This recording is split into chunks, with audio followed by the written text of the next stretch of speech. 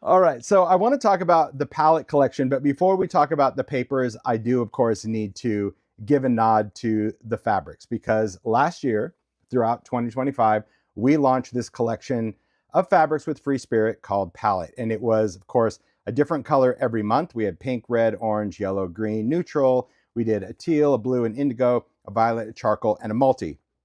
And these fabrics, yardage, fat quarters, this live is not about fabric, but I do need to give a nod that this was the inspiration. The art for this fabric, of course, originated from idea-ology. Idea-ology art from different papers and ephemera. So a shout out to Chris and a shout out to Jenna for kind of, Chris shared some assets. Jenna did a lot of these great repeats and created this particular art for the fabric. And of course, right when we launched fabric, there were people saying, oh my gosh, this would be great paper. And I really wasn't sure of that. I'm like, well, I get it, but let's just wait and see how it goes. And I would say about halfway through launching these colors, I did realize you're right. It would make great paper. So I reached out to Advantis and I'm like, hey, we're going to launch this whole fabric collection in 2025 and it will be done. Would you be interested in doing this art in paper? And we do it in 2026. The difference was I didn't want to just launch a color every month and take it out 12 months. I'm like, could we do like 3 colors at a time in paper? So of course they were like, of course, why not? Let's do that. So I was super excited. I'm just going to back this out just a little bit just because I want to get that full, there we go. I want to get the full 12 by 12 inch, maybe just a little bit more. There we go. And they were like, yeah, of course we could do that. And I was really happy that they said yes, because what we ended up doing is these are all double-sided papers. If you're familiar with idea-ology, the paper that we do, we like to print on a 100-pound cover. It just depends on the weight of the paper. So this is the same weight that we do backdrops that we've done all of our papers in. But here's what's really cool about this. Every other month, we will launch 3 colors of the collection. So this first launch, and I'll move this fabric out of the way, is going to be pink, red, and orange. And I'll take you through the art. Mario, can I just hand you these? Because I don't want to work on this giant speed bump. There you go. It is good. But I want to also share a little bit of the details of the art because there were some decisions that, oh, there we go. See, fool. That's why I didn't need to zoom in. I'm like, why does this look so weird? Well, because I was on a bump. All right. I wanted to do something with the art, so I want to explain that for those of you that are familiar with the palette fabric.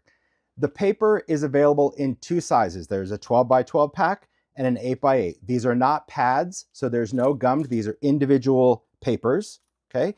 There are 12 papers, so that means in the designs, we needed to do something a little different. So that's why I wanted to take you through for this entire collection and talk about what we did to the art, what we made, changes and modifications specifically for, well, paper crafters, whether you're doing junk journaling or card making or whatever it is that you like to do, scrapbooking.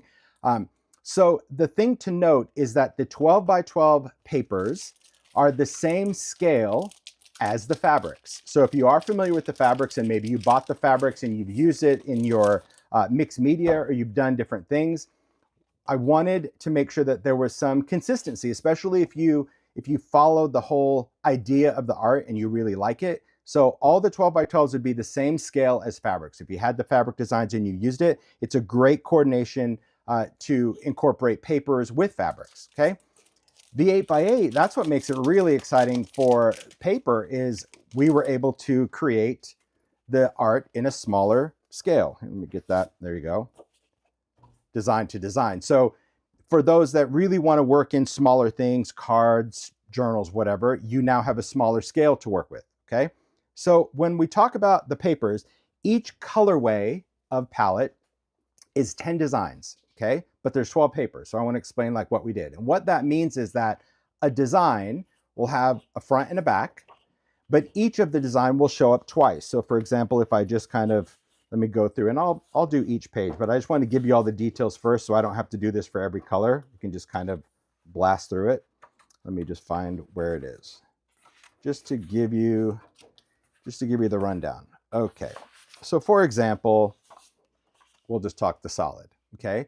So even though there's 10 designs, in each pack, you're gonna get 2 of that design, and that design will have a different front and a back. And the reason is because as makers, I don't expect everyone to love every design.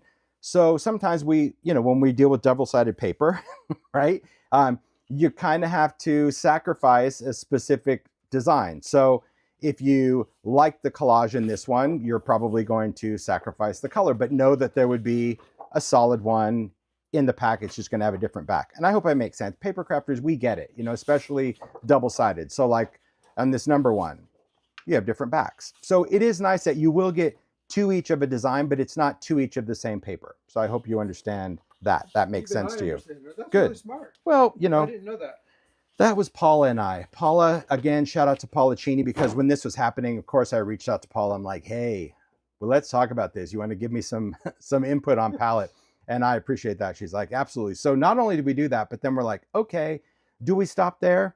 No, because Paula's like, listen, when I'm working with paper and I like to work on things like vignette boxes or even mini books or anything, there's oftentimes that I just want a section of the paper. And I know some people are going to have a little bit of, you know, anxiety when it comes to slicing up paper, although you shouldn't. By now, you should just hack into everything. But every pack, both sizes, we've included these 2 sheets of strips, if you will. That's the only way to say as far as strips go. The nice thing about the strips is that it does incorporate all the designs, and of course, different front and backs, where you can just take a section if you wanted to use it in a journal, or if you wanted to go around the edge of a tray or a box or anything in the world of ideology, but you will get 2 of those papers. So these ones are the same, but we just gave you the designs, because remember, there are 10 designs. So there's 5 on this side and 5 on this side, and we just repeated that paper. So it is great if you're just doing maybe some quick card fronts and you're like, oh, I just want a little strip. Well, then you can refer to these strip papers just to do that, knowing that you still have the full sheet for bigger things. Does that make sense? Good.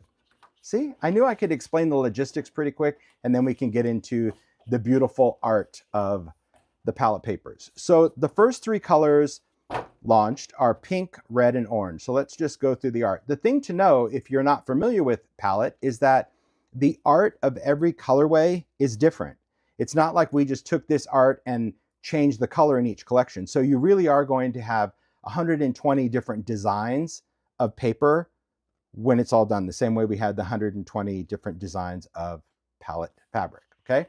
So we've got the collage paper. I love the collage strips, and then of course the solids. So that's the first art, and I'll just go through, you know, just the 10 of those, if you will. Oh, I've already messed up the order. Don't worry about it. Good job, Captain Obvious. All right, I'm just gonna move this out till I catch up. See? The next, typography. I love typography, but see, when it comes to scale, this is gonna be really good. And it was important for us to kind of maintain also the colorway. So the colors are very consistent with the fabric as well. A little different, obviously it's a different substrate, but we really wanted to keep this very consistent. I love that we have different scale. Look at that front and back. Okay, I'm not even gonna show because I've already messed up the order. You get it. Collage, I love this one, all different ephemera. So a lot of these you can cut up. You know, now you can do the same obviously with fabric, but it is nice that you can cut this, you can do accordion folds. There's just a lot of stuff that we can create. I see a comment already about multi. I'm with you. I love multi. The postage stamps, love the stamps. We're gonna even talk about the sticker book because we did get the art for the sticker book from this paper, vice versa. But there again, we have different scales. So if you're doing little envelopes, maybe you're thinking Valentine's Day and you want to create like the little envelope from, you know, the chapter 3 collection, Postal Die. It's really cute little envelope. Now you can cut up these if you're looking for smaller postage. I love that. And I see comments of like, I don't need any more paper. I know, but we all know that that's not the case, isn't it? Right? See, obviously not. Maps. There's usually some good crossover in the palette collection. Like there's going to be tickets, stamps, collage strips in every single one of the colors. But again, the art is different. But I also wanted to include maps. So there's several collections that have great maps. Do these match up? No, not yet. Oh, I love this one. Look at that 12. I'm still going to go through the whole pack. There's tickets. I do love the tickets. I should just stick to the front. That'd be nice. We already talked about the game cards. I like these game cards. I think these are French game cards. And just, I love the little numbers. So you could use a hole punch and you could punch out little circle numbers. There's all sorts of things. I agree, Julie. One can never have enough paper. So, oh, let's see. Did I go through all the designs? I'll try it. There we go. A nice wallpaper. And a lot of these have, again, that same staining. We kept the art the same. We did not modify the look of the art from palette fabric other than the scale when we did that. okay? And then of course, we have the strips. So that is pink. I'll move on to the, and I already warned Mario, I'm like, look, I'm just gonna be giving you heaps of stuff, and that's okay. For this one, it's just gonna be heaps of stuff because, well, that's just how I am. All right, next color, red. Perfect for Valentine's Day. And it is nice when it comes to, you know, these colors that it did fall, well, pretty good. I mean, when we talk about the other colors, because I'm gonna go through even all the colors, I'm gonna go through the colors for the whole release here so you can see them. It's just nice because a lot of them will work for a season. So red's gonna be perfect, of course, for Valentine's Day, but there's also just some great colors, there you go, for Christmas. So we'll start with, I'm just gonna stick to the tops now. You'll know that they're double-sided, but it will make it easier for me. Love the collage strips. So the thing to note about this, and I'll talk about when we get through the papers, that there are some other great products in idea-ology that you can work with these paper packs that you might already have. So I'll remind you of that at the end. But I do love the art of the collage strips because, again, you've got just a great overall collage. No matter how you cut it or where you cut it, you're just going to get some great interest. You could, of course, cut it vertically if you want. It doesn't have a clean horizontal line because these are all staggered, but you could still make any kind of cool strips or just little chunks if you're doing mosaic pieces or paper piecing, whatever you want for that. This is going to be an easier system. I love the small prints. Again, we always try to do these little, refer to them as ditzy prints, little tiny prints in the papers. These were often found in the inside covers of old books, that cool little inside paper. Love it. This one's really cool. I love how the art showed up on paper when we approach this, because again, printing on fabric and printing on paper is totally different, from saturation to texture to weave. I really love that we were able to get the depth of color on paper the same way we did on fabric. So all of the worn distress elements, and you can see how that red kind of fades in and fades out, because this is kind of like, just reminds me of like old carpet. Beautiful. There's the stamps. I love the postage stamps. Really good. Very, very cool. I saw a question, what's on the back of the collage strip? It's the same. As I mentioned at the beginning of the video, there's different backs to each of those. So this particular sheet will have the alphabet, but then there's going to be another sheet that will have collage strips on the back that will be different. So it's not double-sided collage strips. Then we have the ledger. Look at that, with that red pen, cool handwriting. I love that. That's a good one. Let's see what's on the back. Yeah. And maps. Then we have maps. So like maps are on the back of ledger, the back of maps is postage. So they're all different, but you will have two sheets of each art. I do love the maps. And the maps also, you know, a shout out to Jenna when we did this too. You know, they're not all the same kind of repeat, because again, this was inspired by fabric. So you might look at the layout and go, this is odd, but that's oddly satisfying. I do like the fact that this could be really, really different. I do see we need to make wallpaper. I would agree. There's some that I've even said, I would love to have this as wallpaper. Tickets. So tickets, for the most part, I would say, you know, I can't say that there's a die to fit this, but I've done enough ticket dies, and I know there's enough ticket dies out in the marketplace that I bet you'll find a lot of your ticket dies will work with many of these tickets on the paper, but they're easy to cut out because the layout of this has a nice gap to it. But I can't say there's a specific die because all of these tickets are very random in size. The typography for this, I do love this typography. You know, just kind of reminds me of like an old, I don't know, old signage. This reminds me of a candy store, but then I'll get caught up in candy, and then candy will turn to hot hearts, and hot hearts turn to Valentine's Day. Anyway, I'm staying on course. That's it. Yes. This was inspired by wallpaper, but here's a little detail that's on here. If you look at this paper, and this is the same on the fabric, is in between these little strips, which just again looks like wallpaper, there's this little note that was on the back of a vintage photo, and it says, "Kiss me, darling, because I love you." And so that was a little nuance that we went in and put that in there. Are these a matte finish paper? Yes, they're matte paper. So we added that little detail. And the matte finish, of course, will allow you to ink blend, no problem. If you wanted to use collage medium over it, you could, and then you could add, you know, crayons and anything else to it as well. But I do love just that little detail, that little text. So even that is something that you can just cut that out and just add it. So I know you love that detail, Paul. It was very sweet. I love that little photo. Solids. So the solids, again, in palette are all different. You saw the pink one with that big staining. The red one is cool because I remember this one specifically because when we did it as fabric, right away people are like, you screwed up on the art. It has like some sort of computer printer thing on here. I'm like, nope, that was done intentionally. This was from this particular piece of ephemera that had these holes punched out of it. And well, I like the odd elements, so we kept it in. And there again, it's kept in the art of the paper. And then of course we have the strips. But again, the strip papers, these are going to be the same. So you'll have two of exactly the same, but the art, there again, if you just put them side by side, you will see that you have all 10 designs in strips. Okay, again, both scales, 12 by 12 and the reduced scale of 8 by 8. It is nice. I love the details. I saw that uniquely Tim.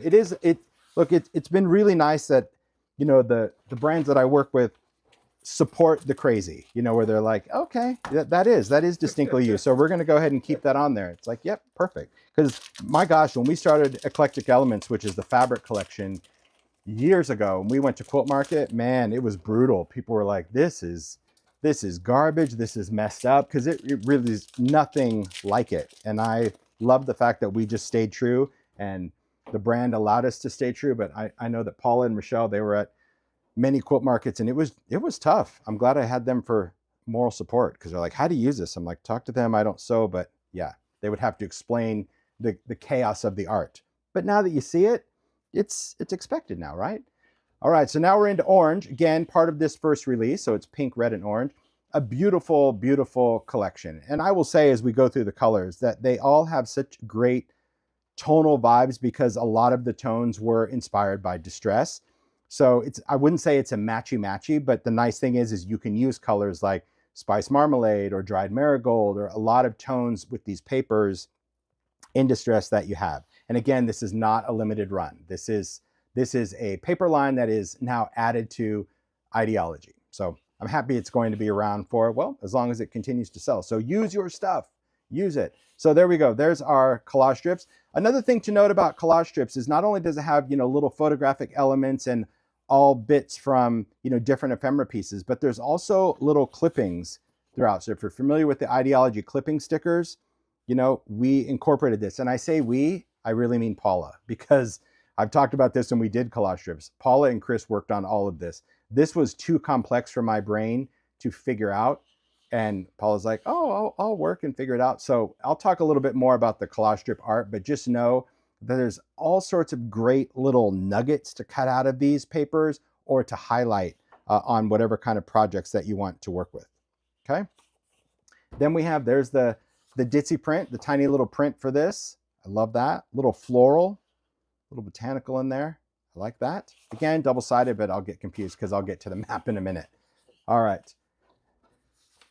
This is a favorite. Beautiful botanicals. I think these came from like a French encyclopedia. I love the visuals of this. I love the little numbers that we left in there. So if you've already been sewing with the palette fabric that we launched last year, you already know about these details, but it is really great when it comes to having these details for any kind of project, especially, you know, having 12 by 12 paper now to construct larger things is just, it's really a beautiful one.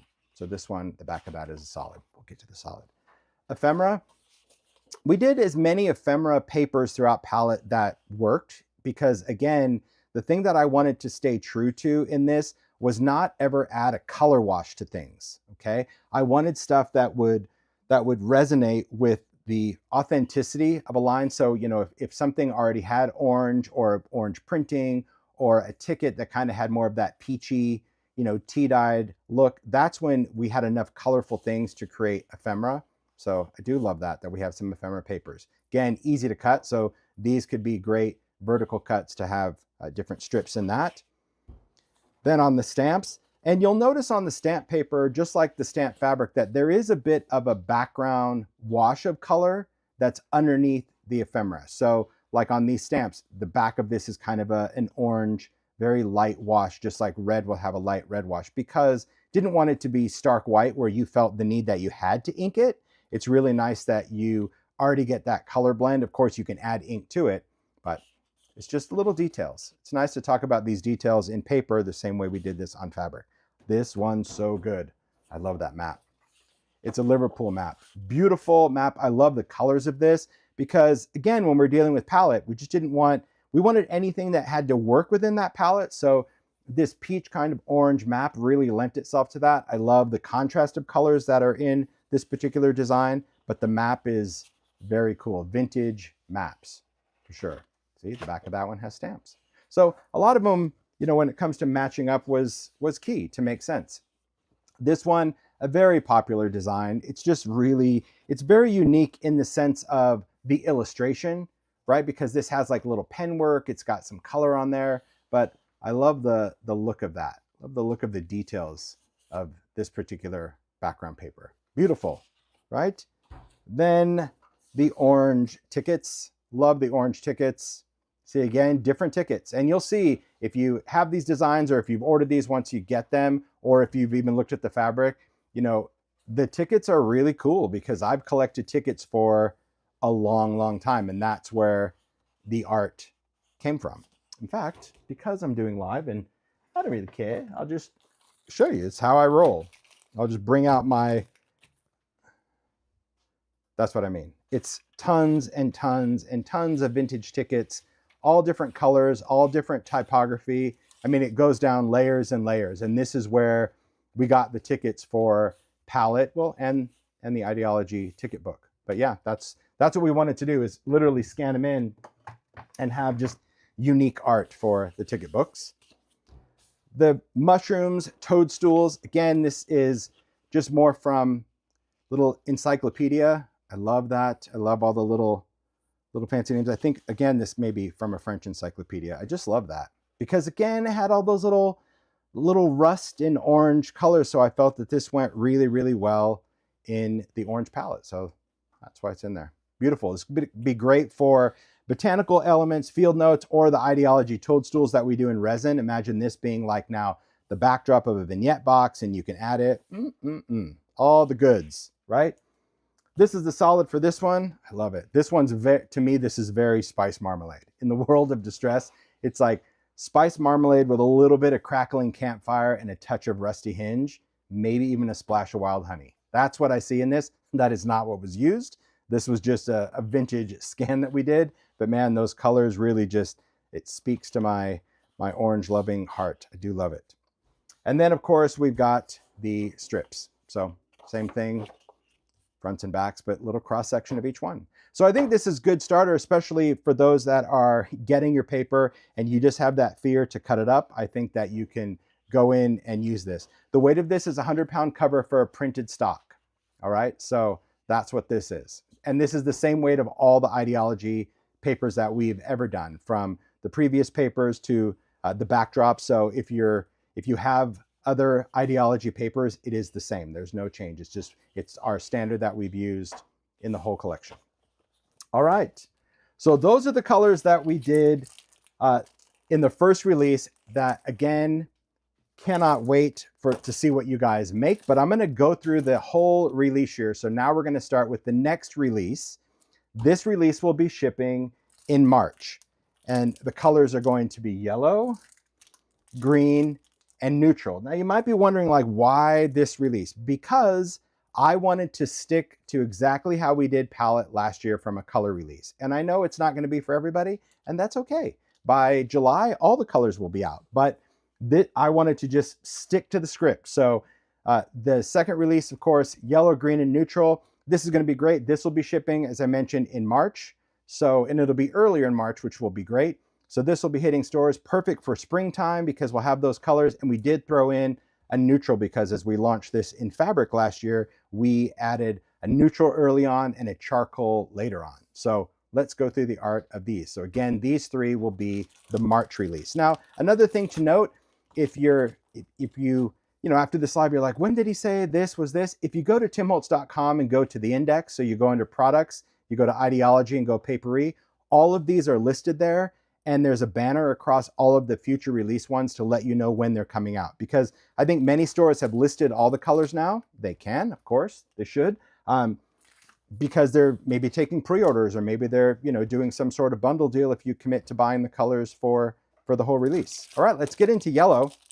Now, yellow, can't say yellow would be my favorite of colors. As we know in the world of distress, I didn't add a bazillion yellows, but this collection is really beautiful because I think the art in yellow is glorious. It really is. All right, so let me take these off.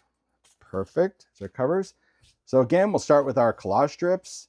I love the art of that. Again, you'll see every single time the art is different. Absolutely beautiful. So love those collage strips for yellow and love all the art, the botanical in there, the maps, even birds. This one happens to have a little bit of sellotape. It's just, this is a good one. It really, really is. All right. Then we have, there we go. Then we have like these botanicals, and you'll notice like from a background color on the 8x8, in order to maintain the saturation, I'm just going to tell you stuff that files under you probably don't care, but I'll tell you anyway. Sometimes when I want a certain element to match, it's important that we have to adjust the tone of the paper to get the elements to match. And that's why you'll notice sometimes on the 8x8, the background color might be a little bit less saturated than this, because it was more important that the elements maintain their integrity. Because when you shrink stuff down, obviously the color intensifies in smaller areas. You get that. So just so you know, there was intent in everything that we did to really maintain as much color integrity throughout, because it's a challenge. Okay, how am I out of sorts? Oh boy. Love how they package this one. This will run me through the ringer. That's all right, I can adjust. So now we've got the maps. So I do love this map. This map, Great Britain. Look at that. Isn't that cool? See, again, the colors, we didn't alter. This is the color of the map that it was, and I love that. Yeah, it is important because I think a lot of times people, I mean, like anyone that's ever used shrink plastic or Shrinky Dink, you know exactly that logic. You color something, and as soon as it shrunk down, you're like, oh my gosh, that little pink thing that was so light became this hot pink thing. That's the same idea when it came to working with this art, because we didn't want to manipulate the file. I'm just going to do the Holtz shuffle throughout this one and figure it out. There's our tickets. Beautiful tickets. I love all these pop numbers. I love this ticket because it's got that star in it. That's a fun one. I love this admit one. I love all the tickets. You can tell I posted a trophy cup post a couple weeks ago and people were like, look at all those trophies. You should see how many ticket rolls I have around the house. It's embarrassing. I don't know why I like them. They're just fun to look at. Fun colors. Okay, here's a ditzy print for this one. Look at this, the little floral in there. Isn't that pretty? All the little flowers. So it's nice to have those scale, because even if you were working in a journal or a project, you could actually use the same idea and actually, you know, cut up the different scales and work with this as a background and maybe use this as like a little element if you were doing a mat or a layer on there. So I think that's something to keep in mind. The number, see now, oh, there we go. I'm doing pretty good with the shovel. Number cards, I do have a lot of number cards. So again, this is a whole different font style, different typography. This is a yellow number card that I have. I have a lot of different colors. That's why you won't see these in every color, because we only use the ones where I own the actual color of the card. This is a favorite. I think this is a beautiful, beautiful background. These moths with that script, or you could say butterflies. It could be a moth or a butterfly to you, whatever. But I think that's really just so, I don't know. It's just a charming background, because one of the things that I love that I think is going to be cool for a paper user, because I'll be honest, if you purchase any of the previous collections that we did in idea-ology, you knew that for the most part, that paper had an orientation to it, right? When you looked at, you know, say French Industrial or Dapper, any of those earlier collections that have been retired, you would look at it and you would know that it had, you know, a left or right, a top or bottom. Because these started out as fabrics, most of the time for fabrics, the orientation needs to flow differently. So that's what's really cool about this, is that there's many designs that you can utilize however you want, because the typography is always going to be kind of right side up somewhere, no matter how you turn it. So that's going to be really, I think, freeing for a lot of paper crafters when you're using palette, because it's just different. Love the stamps. And again, yellow stamps. Cool to have all those yellow stamps. I think the color we struggled with on stamps was probably purple. There weren't a lot of purple stamps. So this one's just glorious. This is like a vintage worn wallpaper. I love the repeat on this. I love the little pop of the pink roses. So beautiful, right? Just a beautiful background. I love the grunge in these as well. No surprise there, right? Speaking of grunge, look at this one. So we talked about, would I do a wall yellow? Yes. If it looked like this, I would do this wallpaper and have a yellow room with like all of that busted out kind of tile on there. I love it. Isn't that cool? Well, it's not really tile, I guess it's more plaster. I think this was a book cover. I'm not sure what this started with. Paula might remember. It's just cool because, again, a lot of these elements started out as like a piece of something that Jenna went in and worked and manipulated to create a fabric repeat. I don't know how that visual wizardry works, but it's very cool to see like what could have started as, say, even a book cover turns into a repeat that's hard to remember. All right, then we've got our strips. Here we go, and again, little snippet of all the different designs. I love it. I do think it was a book cover. I think it was kind of choppy because I can see a little bit of writing on there. That's why I don't think it was someone's wall. All right. Oh, look at this, Martin. I'm giving you this paper all different ways, right? I know I think he's trying to sort and keep me organized, and I appreciate that. I do. Okay. Next, we're going to talk about green. I think neutral was the second. I think neutral was after yellow, but yellow, green, and neutral are all part of the March release. Okay. Beautiful colors. And again, 12 by 12, 8 by 8. So there's a lot of elements in green that I really love. I love a lot of photos that we use, a lot of ephemera that we use. So these are the green collage papers. I love the photos that were incorporated too. And there's little bits in this that, we can look at and go, gosh, I love the idea of the little P.O. box numbers. Now we have number strips, some of the little ditzy print that you're going to see. So there are many elements that coordinate with I think the pieces that are within palette. So you can use all of these papers, just mix and match and use however it is that you want to use them. I think I'll try to be a little organized so Mario can just separate them easier. Thanks, Mario. You're welcome. A little botanical. Love the ferns in there. Love these little numbers. You see that little detail? So good. Again, as a paper crafter, the amount of real estate that you have to work with on these papers is really nice because, again, it's not that centralized design. It's just cut it up, use it however you want. So I think that that's going to be really, really glorious about that. Just like the maps. See, we didn't center the map. It's just the offset of that. So you don't have to worry about isolating that big piece. You get to cut it up, use your die cuts, do whatever that you want to use with this paper. But I do love the old world map. I love just the circular design of this. I love the colors of this. Kind of has that old paper, which is, that distress color that's kind of greenish. That's why it really worked well with green, because some papers just have that green hue to them when they get old. Look at this little ditzy print. So the book covers, cool. A lot of times you see these kind of prints in vintage suitcases too, like the lining, that little fabric. I still think most of these are all insets of books, but I love it. I love the design. See, it's just a little floral. Kind of look like little owl eyes, but I love it. Stamps, there again, green postage, beautiful. Tickets, green tickets, beautiful. And there's old bus tickets, transit tickets. So even the ticket style is different. So they're not just all like raffle tickets. There's all different types of them. So I think it's beautiful. This typography. So this one did come from a vintage type chart. So we did add this on a green background, but the type chart was just black type on a white background. But I love all of just that little styling of letters, and I love the repeat of this. So again, this one, you can cut it up. This has just a great horizontal cut to it if you were just going to do bands or strips behind things. I absolutely love that. So good. This one, blue. This was the one I was actually most worried about in this color collection for paper, because the saturation of this art is so intense, but I love this.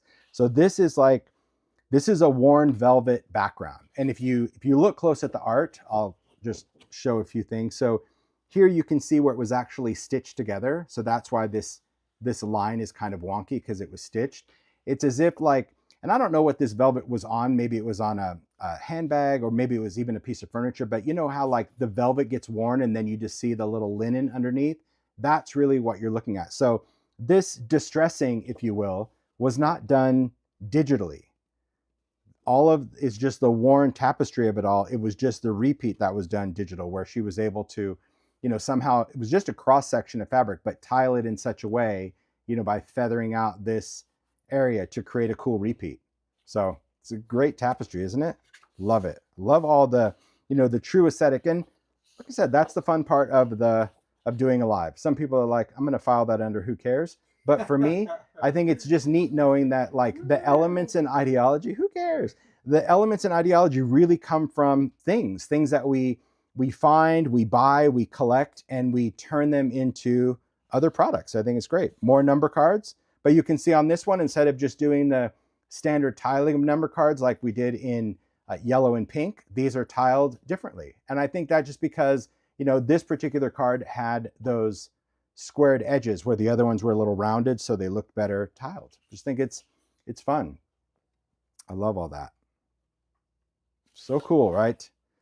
And then this was a book cover. This one's also really interesting. If you look really close, and I don't know if the camera's going to pick it up, you'll see it in real life, but it has this little embossed, the paper is not embossed, let me just say that, but this was a scan of a book cover that had this little kind of botanical element embossed, right? Or it was raised. And you can see where some of that was worn off. So that's why there we go, that's a little better. You can kind of envision the little florals and leaves right there. It's that same repeat pattern, but then some areas it didn't get worn off, but you can see it because it's just a little bit of a lighter outline. Just a great detail to this one instead of, just picking, because we wanted to have solids in the fabric world. We wanted to have some solids in every color, but I didn't just want it to always be a solid. That's why pink has the stain. Red has that little punch out, right? Orange was kind of all mixed up. Yellow was that, kind of fragmented. I think we all agreed it was maybe a book cover, just like green. So I think that's what was really fun as we created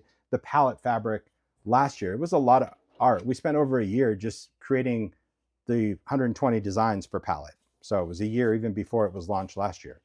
So it's great. So there we go. There's our strip papers. I can't wait to see, some of the great, clever ideas that you guys are going to have with these papers. Maybe you're going to do little folded accordion books, or maybe you have great little banners for the back of cards or anything. So, then we'll get into one of my favorites. No surprise there, neutral. Two favorites in palette, that would be neutral, neutral and charcoal, but I love this. So grunge lovers unite. We talked about, you guys wanting to hoard paper. This would be one that I'd probably double up on, me personally, because I know I'm going to gravitate to using more brown than anything else. So I think that's good. I love neutral. So neutral, so that's why we didn't really call it brown, because neutral does have some black and gray in it, whereas charcoal is really just blacks and grays. This has browns, beige, taupe, but also some black just to kind of anchor it. Ooh, it's so good. The art is just amazing. All right. So we'll start with collage strips. And again, you can see just beautiful photos.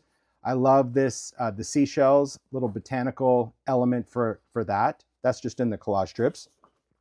This is the little end of a cigar box. That's another part of a cigar box. Some wallpaper. There, see, I even love the little clippings. There's a strange fascination, little things. So just some cool elements in these particular papers, because when you look close at this, and that's what I hope you enjoy when if you buy the palette papers, even if you have the fabrics, like a lot of times we just take the art as like the art, but if you take a closer look at it, the details are, well, they're pretty stunning. Oh man, did it again. What is this?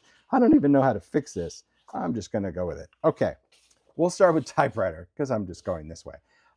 This came out of an old advert that I have. I love the typewriter, and then this was a type key chart where it kind of gave you the layout of the keys. I thought this was a great collage, especially if you're incorporating, I don't know, maybe the stamp I did in Curiosity Shop from Stampers Anonymous, where you have the stamp, maybe you have the coordinating die. Now you can do a typewriter and you have a cool background paper to use, right? Or maybe you have the die of Sizzix of that old typewriter. Or maybe you just want to do just kind of a more, I don't know, utilitarian kind of make where it's got office equipment, typography. I just think that this paper, it just really resonates with me because I love the graphics. I think it's probably just the circles and all of that. It is good. I agree, Paula. Neutral altogether. Paula and Rochelle made with palette, and I'll talk a little bit about that at the end, but they made with palette all last year. And so they did, sometimes challenge themselves, because their challenge as we launched a color every month in fabric was to make only using that colorway. And so that became a challenge where it's like, well, what do I make if everything is just brown. Well, you'll see with neutral that putting it all together, you can create just with a single collection. So if you are, wanting to build your paper collection slowly, again, it's not one and done, so don't panic buy. Just know that you can add a color as you go, and you can make with that color. Don't think you need all 12 colors in the release to start making. No, you make with what you like. That's the most important thing. I do love these stamps. This particular one, obviously we found the best stamps in these colorways because these were real postage stamps. I love this.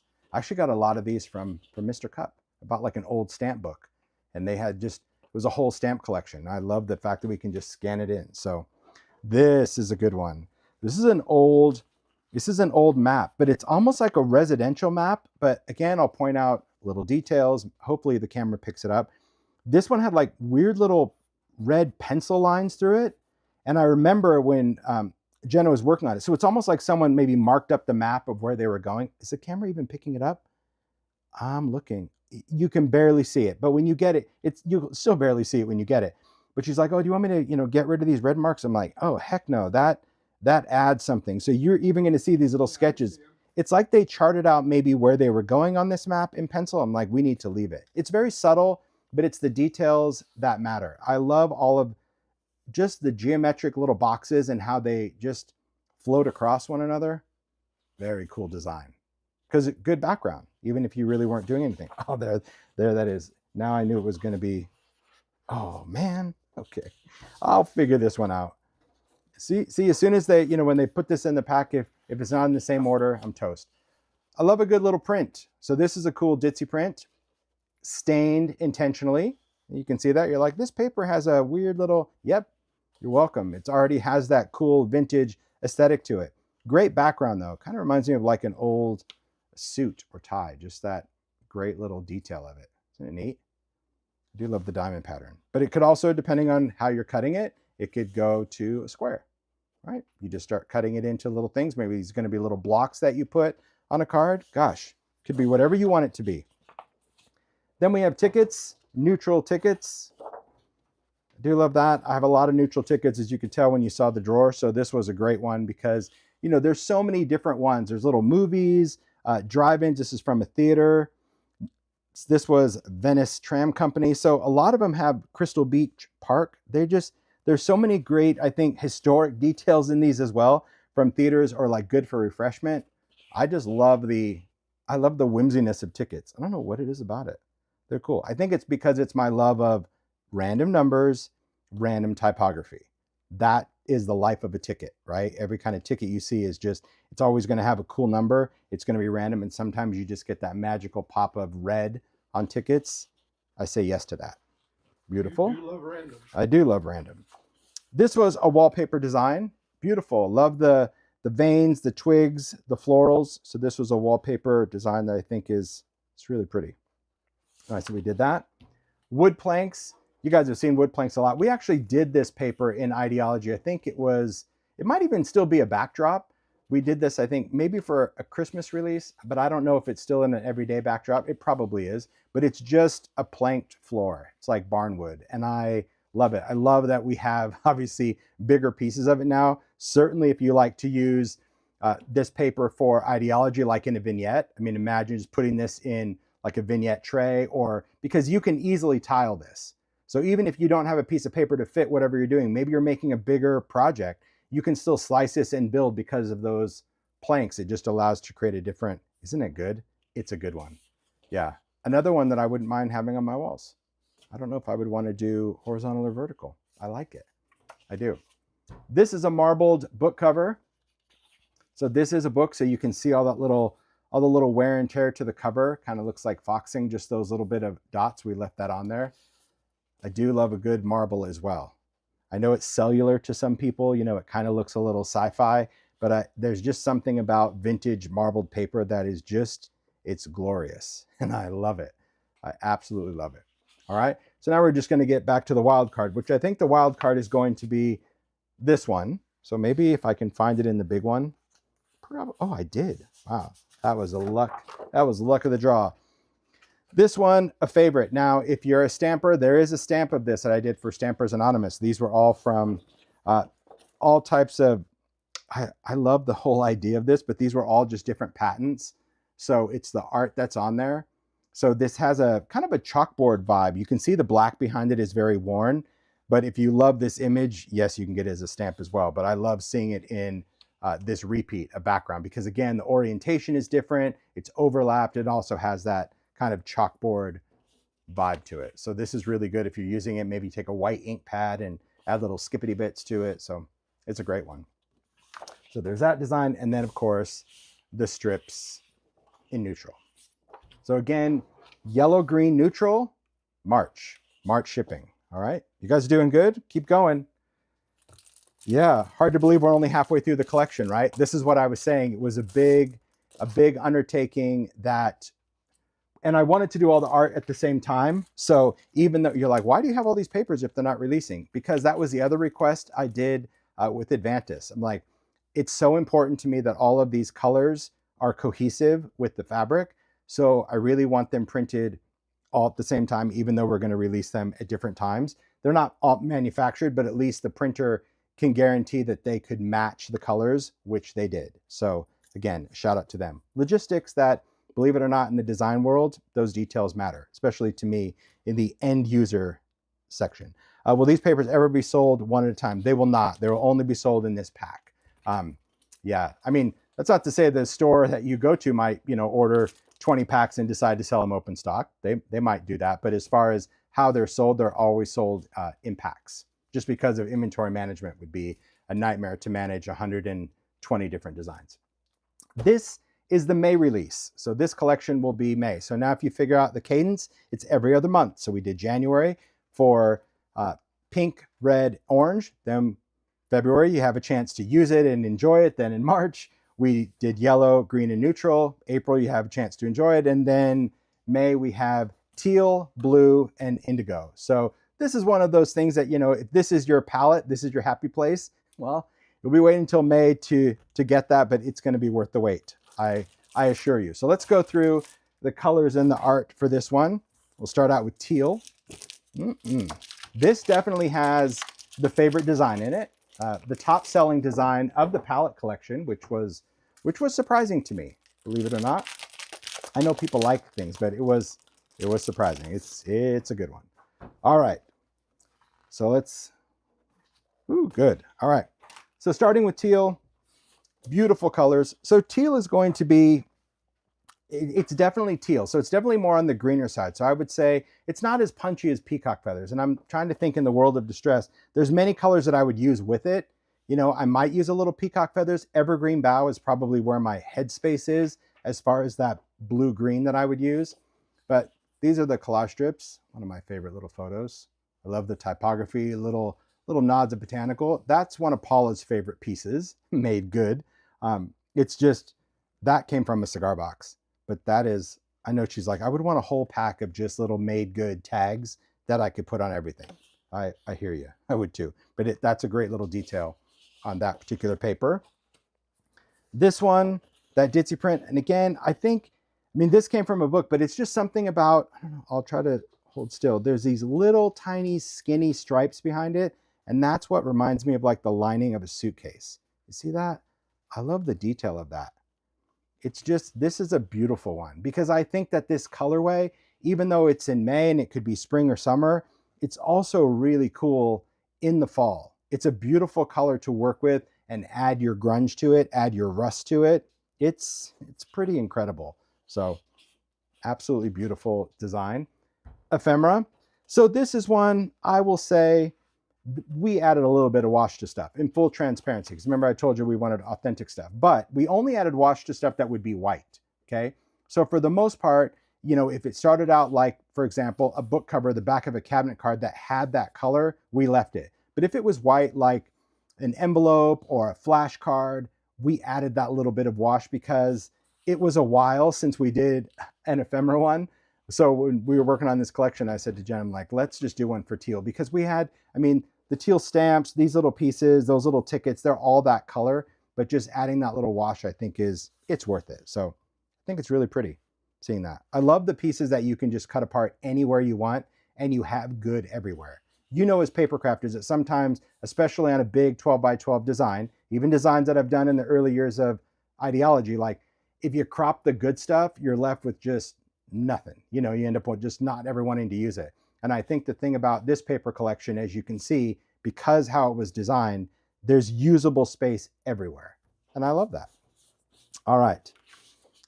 Stamps, beautiful colors. So, you know, in teal, yes, there's a few little minty ones, but again, we didn't alter the colors of these. We wanted to keep them. So there's even a little bit of some dark green ones, but I think when you look at it, it still reads very teal to me, but there's definitely some little pops of contrast. And I love that. All right. This one, this is deep. This is deep and dark and still delightful. This was from a book cover that was just tiled. I think it was just the detail of it. It definitely reads a very dark teal. It might look black on screen, but it really is a dark, dark teal. I think it's beautiful, especially if you just want something other than black to work with on a piece. Maybe you want to use it as a matte behind something. Maybe do this and put a photo booth in there. So you're not really working with black. You just want something that's dark. So keep that in mind, you know, especially when you're looking at this art, approach it with an open mind, approach it with its randomness and how you use it. Because I think, you know, there's definitely collections that are themed. This is not one of those. This is really themed by color and nothing else. So I do love it. Here is a map. Beautiful. I'm sure you could tell why we chose this map, because I just loved that.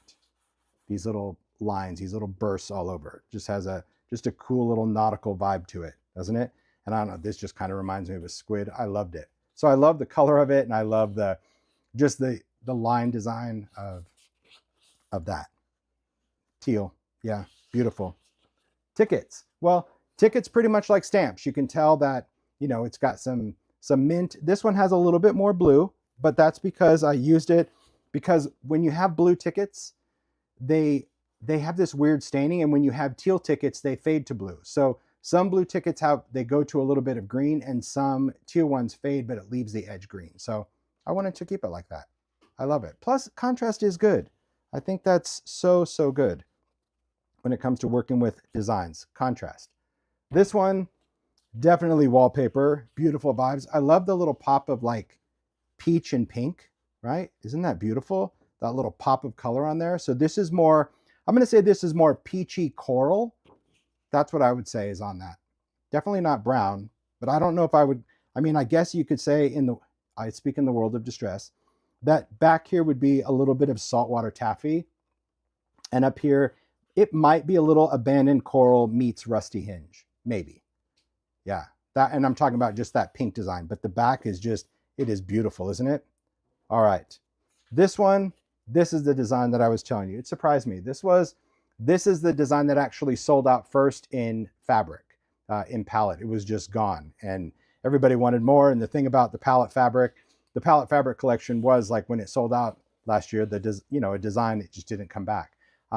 But this design will be coming back in fabric. That's a whole nother live. But this one, it's glorious. And again, probably because of the orientation as well. I mean, keep that in mind when you're using this as paper.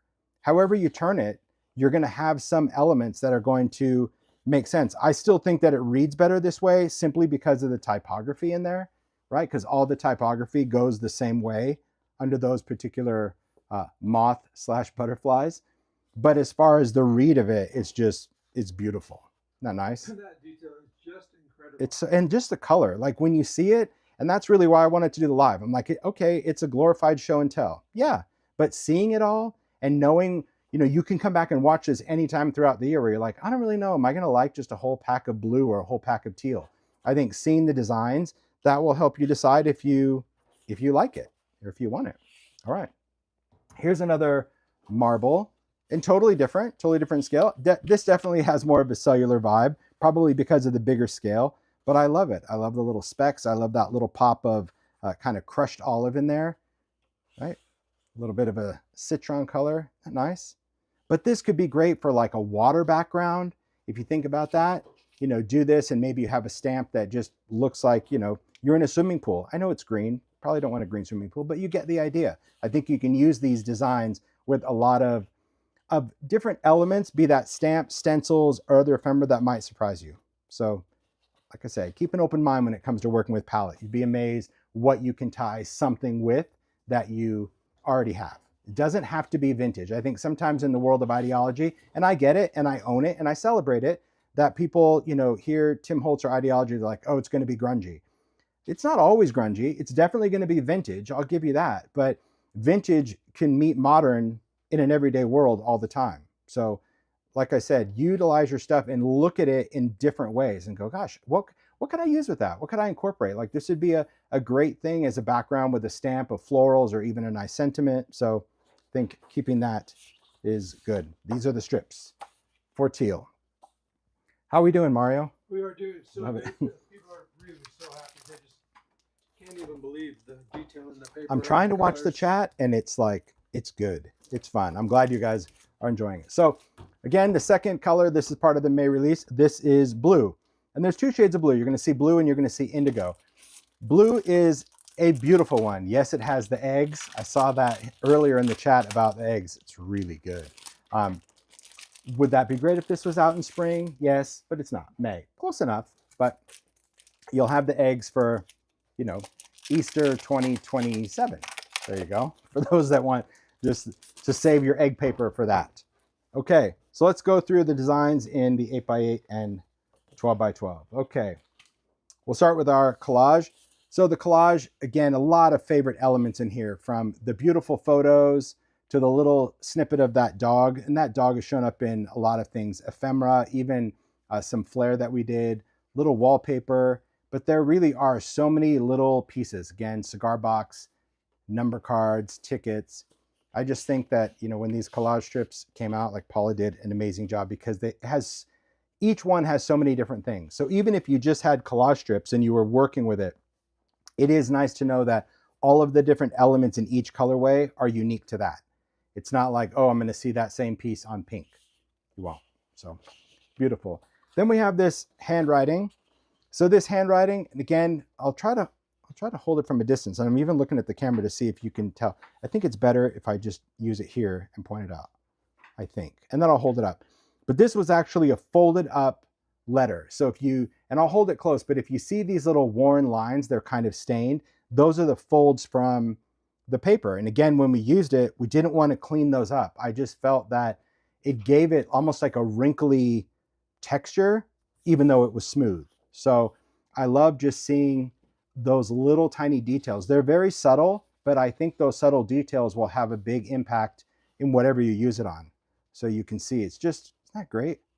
I love that. And I just love the little writing. I love the handwriting in there. Vintage. Let's say, I thank you. I love that. There's a lot of good stuff. I haven't read this, but I'm sure some of you will. So we'll see. There's the eggs. I remember when we launched this in Fabric, and we talked about this. I'll be honest, I was very anti-egg when we did it. So I can't sit here and go, oh, I knew it was going to be great. I was like, you guys, this is just weird. I had this art. And again, this is from another French encyclopedia. So you kind of get that we use toadstools and we use florals and we use moths, but I had a sheet of eggs. And the team at Free Spirit, they're like, oh my gosh, we love the eggs. It's so weird. It's so quirky. And I'm like, I'm all for weird and quirky, but this might be a little too weird and too quirky.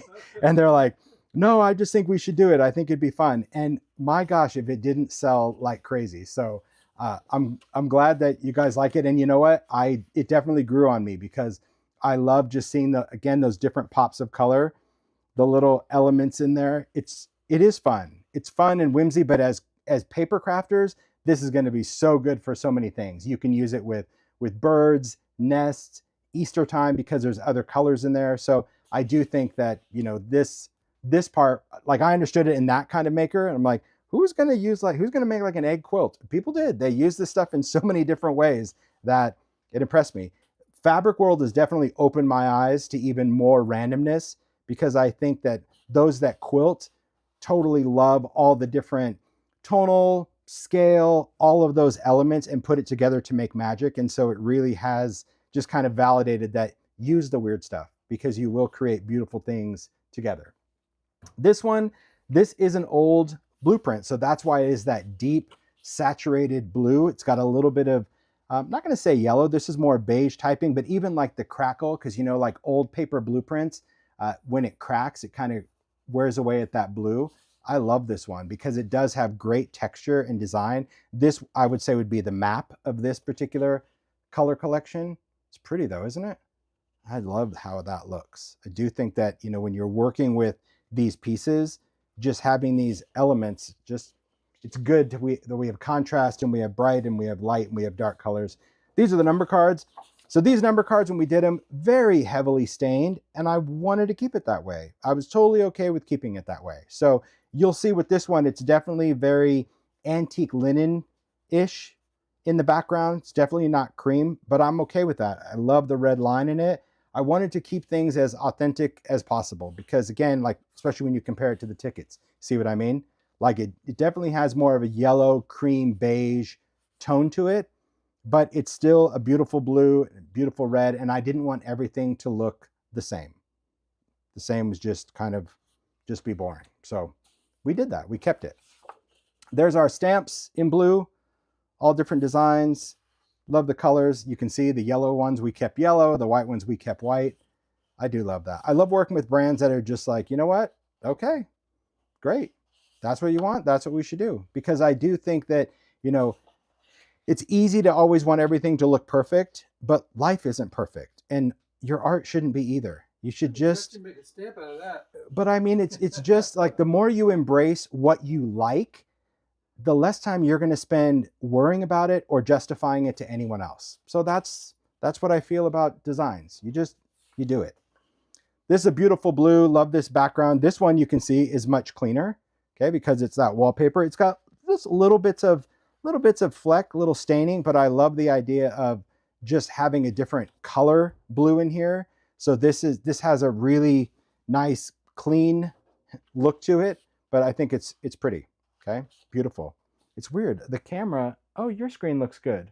I was looking at the screen from Mario, like, see how that looks so yellow over here on the iPad? Crazy. Oh, now it just cleaned up. I think it had to do with that blue. It fixed itself, but it's like, that's the thing about when you do lives as well.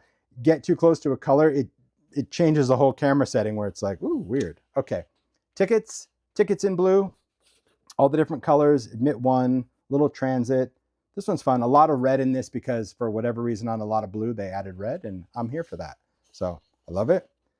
Another one of these little weird pictures, and I don't know if there's a stamp. I kind of feel that there is, but I can't say that I'm certain. Maybe not on this one, but maybe something similar. It's just a weird little background pattern.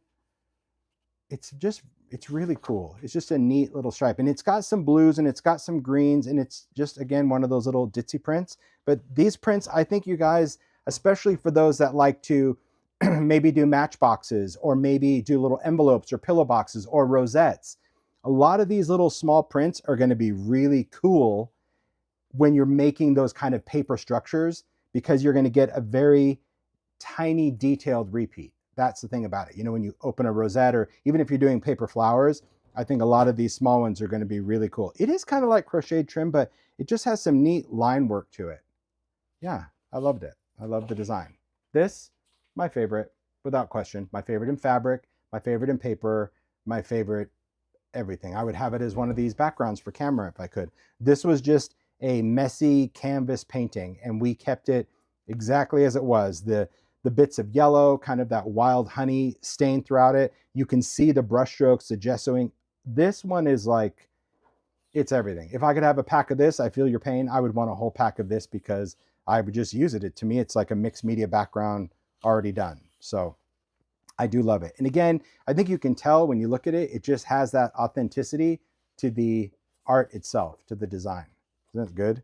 And this one in fabric was like, I remember, well, if you go back and watch one of the lives, like, it's amazing just how cool it looks. The texture of those brush strokes is so spot on for that. So good.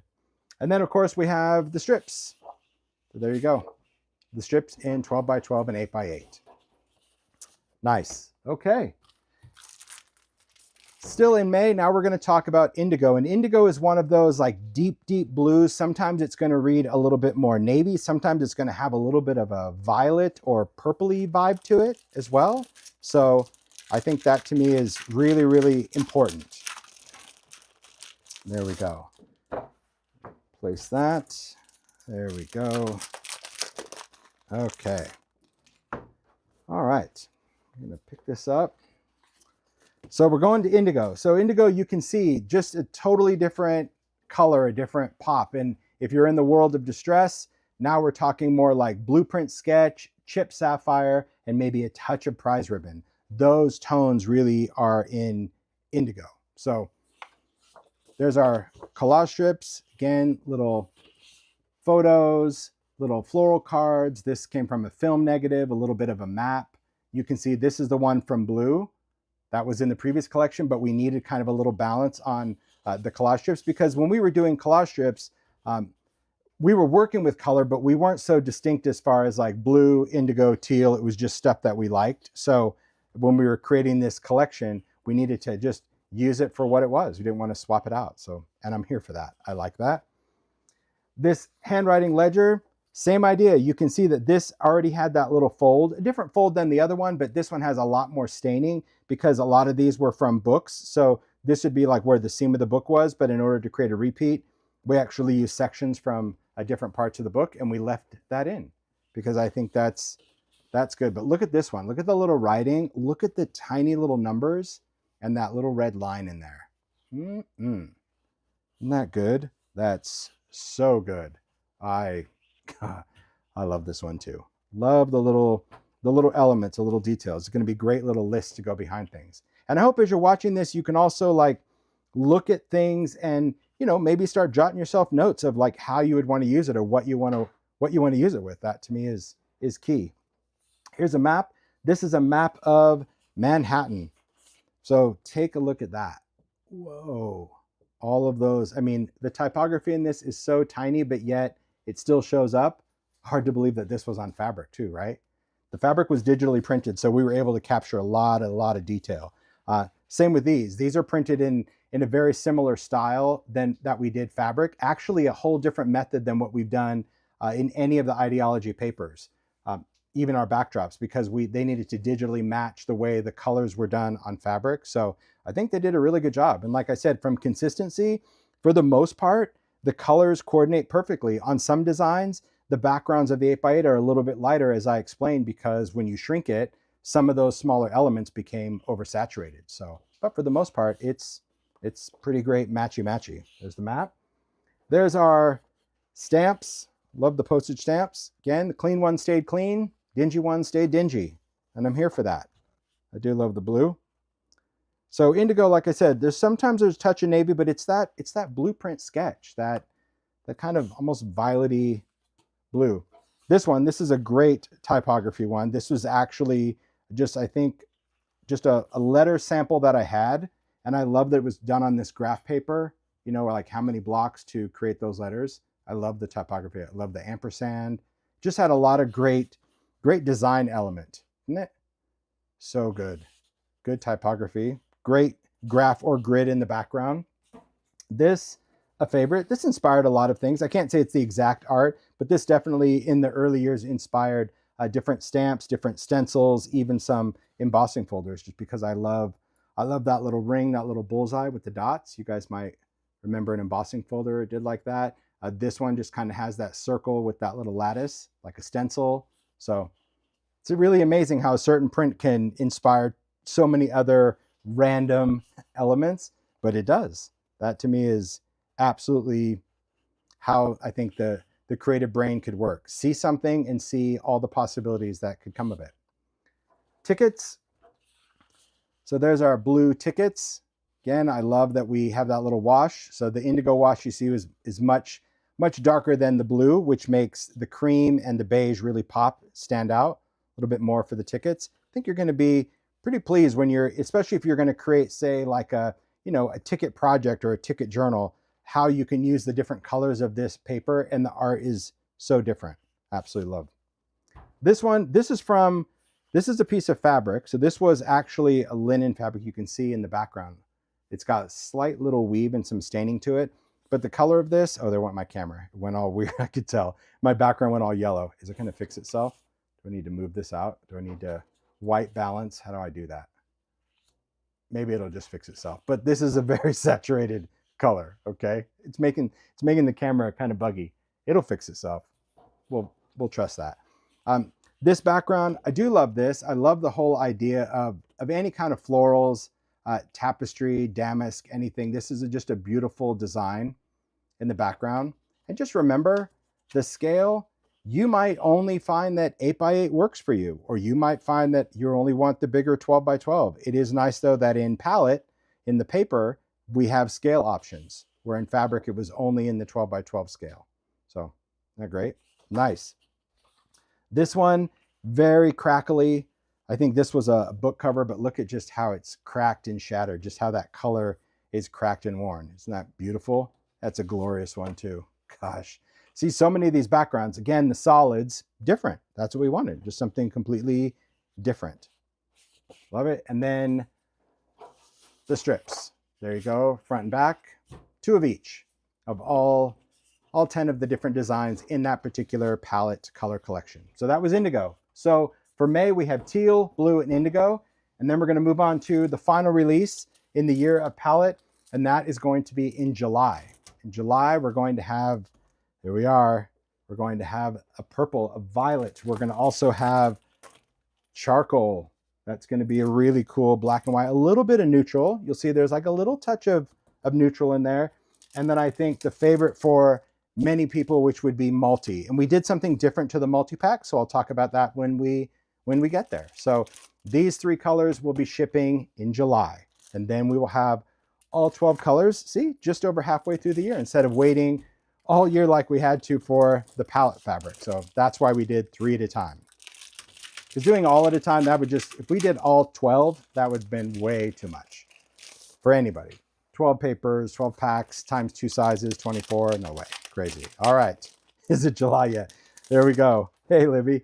It is beautiful. I mean, you know, yellow and purple are like, I don't use them much, but I appreciate it and I respect it and I love it when I do use it and I use it in a way. And so when we were creating the art, it was important that I put in things that I wanted to use. So you'll see in purples, much like in the World of Distress, that there's all different tones and colors of purple. There's everything from milled lavender to Victorian velvet to dusty concord to villainous potion to seedless preserves to wilted violet. I wanted a little bit of all of those colors in here, so it didn't just read flat purple. So that's what we did. And we needed to find art that really resonated with that request. So we'll start with our collage strips. And I remember working with Paula on this. She was like, Tim, I just cannot find enough purple stuff. I'm like, there'll be enough stuff that works. And I think it works really well. So you'll see the tickets, again, little wallpaper, some botanical. That came from a tiny little calendar that I think Paula had, some purple from a map or stamps. So some beautiful things. And again, photos that really works well with purple. So those are the collage strips. I think it's really beautiful. Then we have this purple. I think this is a great ditzy print, but I'll just talk about it. I'm going to hold it really close so you can see. It's got a bunch of little tiny dots in there, which fill in that space nice, but it's a beautiful little floral in there. So the detail of this, like when you look at it, you might say, oh gosh, this looks a little gray or a little murky. The undertones to it, I would say, are more milled lavender, but what's giving it those great dark kind of characteristics are all the little dot elements of this art, because it's all hand illustrated. In those old books, it wasn't vector, it wasn't a repeat, it wasn't AI, it was, someone drawing this pattern, and I love the authenticity of that. So that's beautiful purple. Then we have some more botanicals. There was a couple different botanical elements. I think there was one in yellow that we did. This one, we pulled out a lot of the purple flowers from there and just created a repeat. And I think it works well because the green gives it that pop, still creates a beautiful look. It definitely has a linear look to the repeat, which is great because, again, if you're cutting it for whatever you're going to use it for, every space is usable. It's not like, oh, I only get, a good section. Whether you're cutting a square or a rectangular or however you're using this paper, I think it's usable 100% in that. So that's a really pretty one. This one, total cheat, right? If you can't tell by just looking at the art, total cheat. There's no way we had all of this purple ephemera, but I wanted it. I really did. Now, I will say that a lot of this ephemera had purple elements to it. The postcards, there's that calendar piece. Some of these backgrounds, this was even like from a ribbon spool or even some of the stamps. But when we put it on there, it was really choppy because it was more cream and it just had pops of purple. So we did a wash on this. And I think that works because if you're looking for ephemera, especially those of you that love purple, you know that finding vintage purple stuff is a challenge. It's not a color that they used a lot other than more for floral elements. So I definitely think it works to take some creative freedom and just do that, you know, where you're creating some of those pieces, but we wanted to use elements that still had some little touches or nuances of the color. Isn't it pretty though? Because it still shows up, because you can definitely tell when we did the wash that things that were originally cream are a much lighter purple. Things that were darker that maybe were more of a gray or even a dusty purple took on a whole different color. I love how this one turned out. I really do. It is. It is hard to find purple, but we did. So these stamps, these are how they came. So these were the purple stamps that we had. So some, again, a little bit more of that seedless preserves or kind of mauve, even a little Victorian velvet, I would say, for these. But then some really, really dark ones, almost villainous potion-like. Again, I apologize, speaking in the world of distress. That is my world. That's all I know. Those are my colors. So some people might be like, if they don't know distress, like, what is he talking about? But that's, if you're familiar with the palette, it's just nice to know that we really wanted to channel those colors so you could use these papers or the fabrics with your palette of distress, be that inks or sprays or any of that. So absolutely beautiful. Then we have this glorious wallpaper. This was such a nice find because it really is purple wallpaper. And I love the idea of these florals, and look at the cream that's under there. That's what we were so excited about because I didn't want to do another wash. So I'm like, we need to find something that's already purple that's going to have white and cream. And I mean, how beautiful is this? Isn't that pretty? So for those that like purple, and especially a purple floral or a purple botanical, this one's great because it does have those neutral colors, right? The white and the beige in this. It's not a wash. That's a good one. It is really, really pretty. Then we have the map. This map actually had like weird purpley ink, and it kind of reminds me, okay, we're going to do a throwback. For those that were in elementary school, you know, school in the 80s, remember like the teacher would go and use the mimeograph machine, you know, do the crank and you'd get your test or whatever in that purple ink. And if you're like me, the first thing you do is smash it against your face and smell it because that ink had the best smell. That's what this map was like. It was just that purple kind of mimeograph paper. Sadly, this paper doesn't smell like that stuff, but you get it. And it was perfect because we had like this purple map that we could use in purple. We were very excited that we had that. There you go, Central Business District. And it just has that murky color. I see many of you remember that spell. See, that's what it was. My word, it was so delightful. Gosh. You should have put it in that paper. Huh? No, we didn't, but it was definitely something. It's just, you know, one of those school memories that, like, you know, when the teacher handed out, it's like, it was exciting, even though it was probably a test or something. You're like, let me just sniff it first and that'll get me through the test. All right, botanical, really beautiful botanicals. You've seen this in idea-ology backdrops because we have done backdrops with these florals, but I love having a much larger repeat to this. So again, pops of purple, yellow, white, but then you have, again, more of that seedless preserve kind of look to it. Beautiful, great florals, has some really nice distressing, because this background, like we put these florals, because these florals were art that we put over a black background, but we also wanted to make sure that black background was more chalkboard, because I think it gives it just a better worn aesthetic to it. Our purple tickets. So purple tickets, again, you see the flood of purple in the background, but all of the different colors. Most of the purple tickets aren't really pretty purple, as you can tell from this. We kept them the way they were, but they're kind of a grayish purple. But I mean, it is purple, but it definitely reads more gray. And that's why we wanted to do the background probably more saturated than you would expect with like the other ones. But we did the same thing with Indigo, because then your eye, I think, reads it more as purple instead of a bunch of gray tickets, because I didn't want to go in and add color to those. All right, this one, my favorite. This is one I actually fought for because I don't think anyone liked it but me, but I'm okay with that because I really, really liked it. This was a marble that we saw and I loved the color of it. I loved the movement of it. It wasn't cellular. It was kind of swishy. I remember showing this to Paula and Rochelle and they're like, what? And I'm like, it kind of looks like paint marbling a little bit, but this was really just a marbled cover and I loved the colors in it. I love that it had like these touches of like really fiery magenta, and then it kind of faded out into just a deep purple. I liked it. I thought it was unique and cool, and it was something that I felt this collection needed, especially when we were doing fabric, because everything was reading, you know, just kind of a dull purple with little pops of bright. And I'm like, I want one that's just full on. If you love magenta, if you love that, that to me is really cool. So I love it. Oh, I see someone said it does remind of like Van Gogh, like that little swoosh. So I like it. It's cool. So now I can't wait to see what paper crafters did, because I mean it did okay. I didn't see a lot of fabric people resonate with this or jump on it. I did see it used. It was used in quilts and different projects, but I just love it. Yeah, it is blackberry, boysenberry, yum. Okay, then we get into the strips.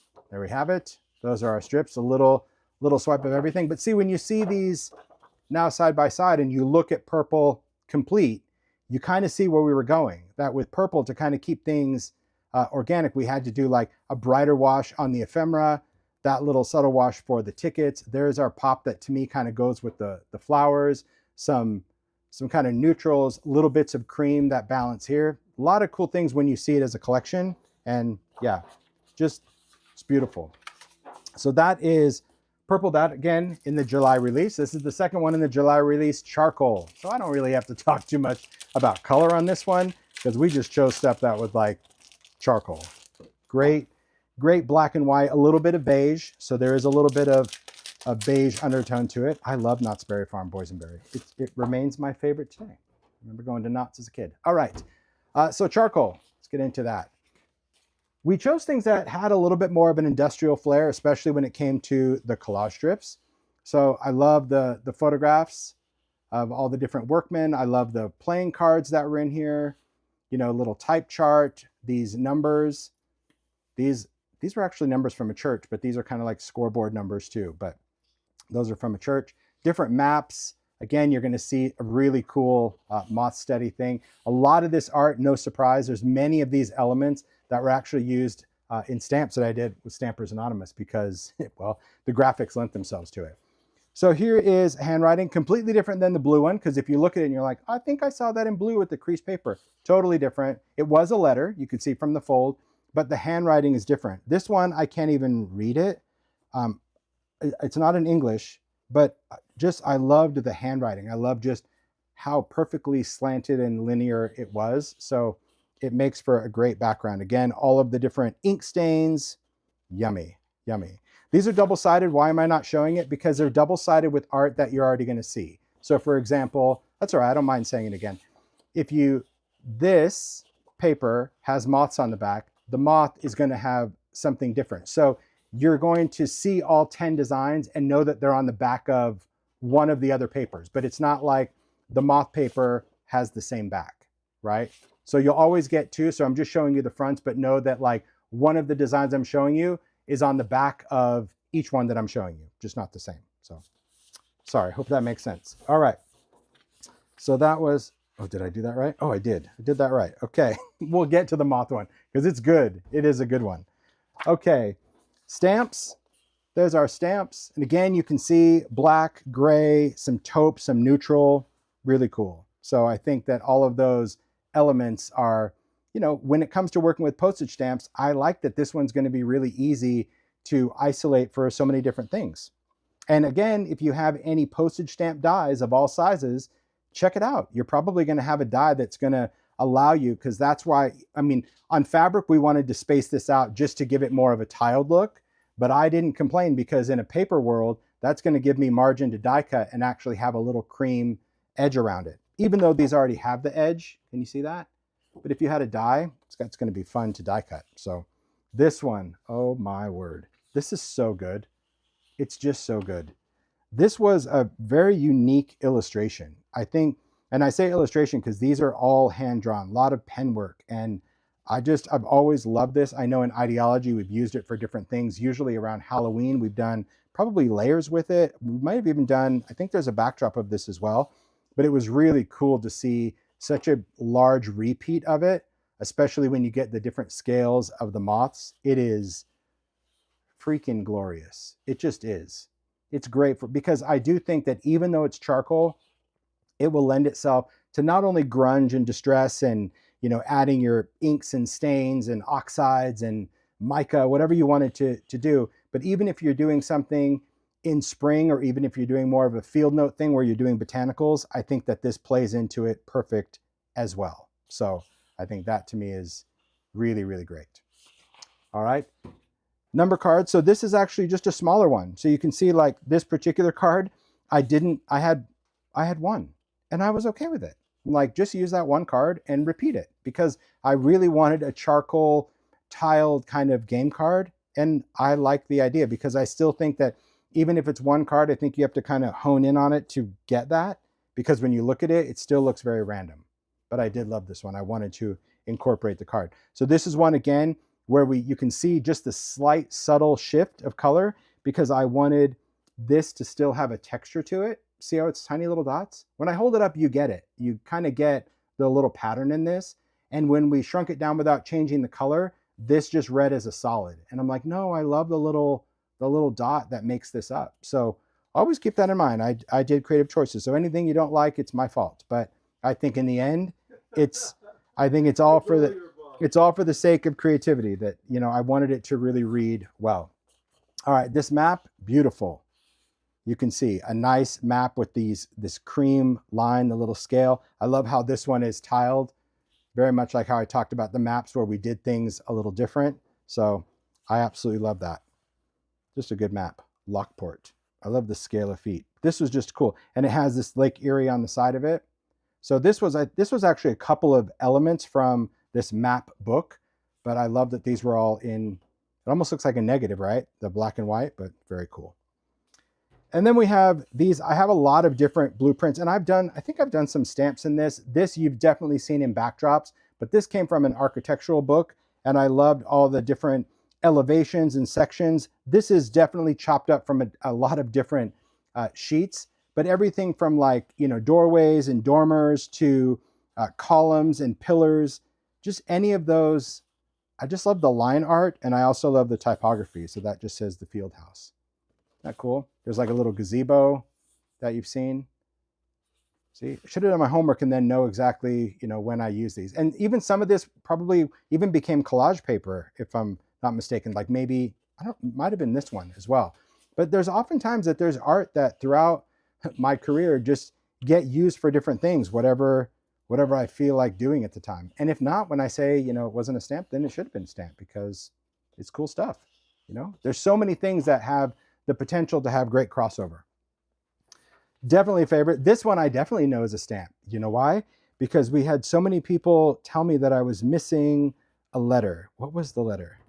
Now I'm trying to think. A, B, C, D, E, F, G, H, I, J, K, L, M, N, O, P. It was Q, R, S.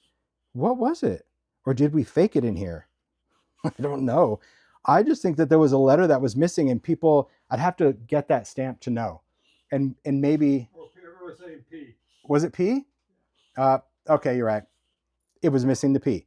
And everyone emailed saying, this isn't a full alphabet. I'm like, I don't think it is. And then some people said, oh, it has to do with like drafting and how you write a letter. That's why. I don't know, now it could be P, Z, or V. Oh, yeah. Well, that's why it has like these little things. But in the stamp, it was distinctly noticeable because it wasn't there. And I'm like, I just took this sheet for what it was, scanned it, and kept it. So there you have it. So pretty cool, right? No, see, this has TU, V, doesn't have VWX. No, because again, it didn't exist in this thing.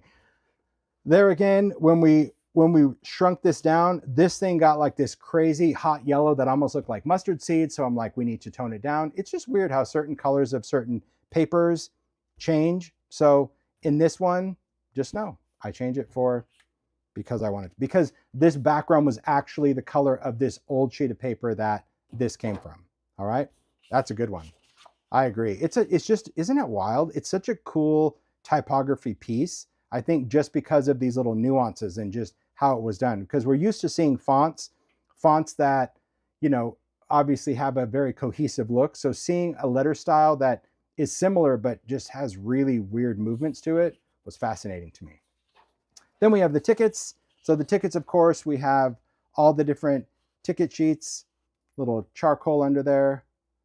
and then a lot of cream and gray and black tickets. The solid came from a book cover. Love that little pop of rust in there, all that worn, because that's where it gets worn down to the paper of the book. I love that. It's a good black solid, isn't it? It could have been a chalkboard, but that would have been predictable because we use it a lot. So this one, I love having that little bit of rust under there. Good industrial. And then of course the strips. So now when you see the whole neutral collection, this is what I was saying is, there are some taupes and beiges, but overall the general aesthetic to it has very black elements to it. The moss, the tickets, the stamps, the background. Yummy. Yummy, yummy, I agree. All right. Our final one for July, and this will bring it to 12 different colors in palette, was Palette Multi. And this is the same way we wrapped up the fabric collection. And Multi was art that didn't really fit into any of the colors.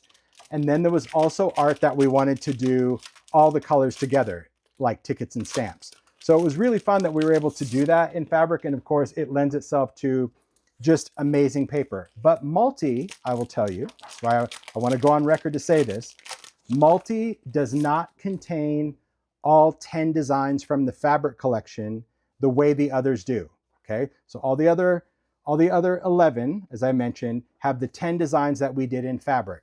Multi, I chose a different direction. Again, you can blame me, but there were just things that didn't really work well as paper to me. And when I saw it, I was like, no. So if you're disappointed that maybe one of your favorite palette designs from Multi didn't appear in paper, I apologize in advance, but it just didn't look good printed on paper. And that would be more of the natural ones. Like remember the paint palette, the watercolor palette, gorgeous as fabric. But when we printed it on paper, all of those colors just looked muddy. It looked like a hot mess. It didn't look colorful. The book spines that were in fabric, we didn't do it in paper because all those book spines, again, looked muddy. So I wanted to keep this paper collection really bright and really colorful. So you can see on the collage strip, we also did something a little different. This side of the paper is all the warm. So we've got the pink, the red, the orange, the yellow. And then the back, we did cool. So for those that were saying, oh, I really wish it was like front and back, in this particular collection, Multi, you would be in luck because you would have double-sided collage strips that have warm and cool. And because you get 2 sheets of each, it's the same. So that's the other thing I'll kind of lay out at the end. It was nice that this was the end, but I remember when Paula and I were working on like laying out these packs, it was like, how do we even make this make sense? I'm like, I'll do my best to explain it. But it was all about choosing what was best for the paper collection at this point and not just saying, nope, if it was fabric, it's paper. Nope, if it didn't look good as paper, it's not happening. So there's our collage strips in both the 12 by 12 and 8 by 8. So you have warm and cool on that double side. I'll set this aside. Then we have this. I love this color chart. You've seen this. Again, we did a collage paper like this for Idea-ology in the roll. I just love all of these different color blocks. You've got red, orange, yellow, and we put it in kind of that palette spectrum order before we did the repeat. So it does go red, orange, yellow, but we didn't center it because again, I wanted it to still have a random vibe to it. But this one's really pretty. The back of this is from fabric. So this is the dictionary and it has all of these, or maybe it's from an encyclopedia. I think it's from an encyclopedia. Has all these florals. These florals were spot colored, but I think it adds a nice aesthetic to Multi. Just something we really liked. I think it was the illustration mixed with the typography that identify all of the different botanicals. It was really cool. So for this one, we kept it. So that's the front and back of this. Whew. I get a little jumpy because this one is glorious. It's glorious in fabric too, because the repeat is the full entire palette.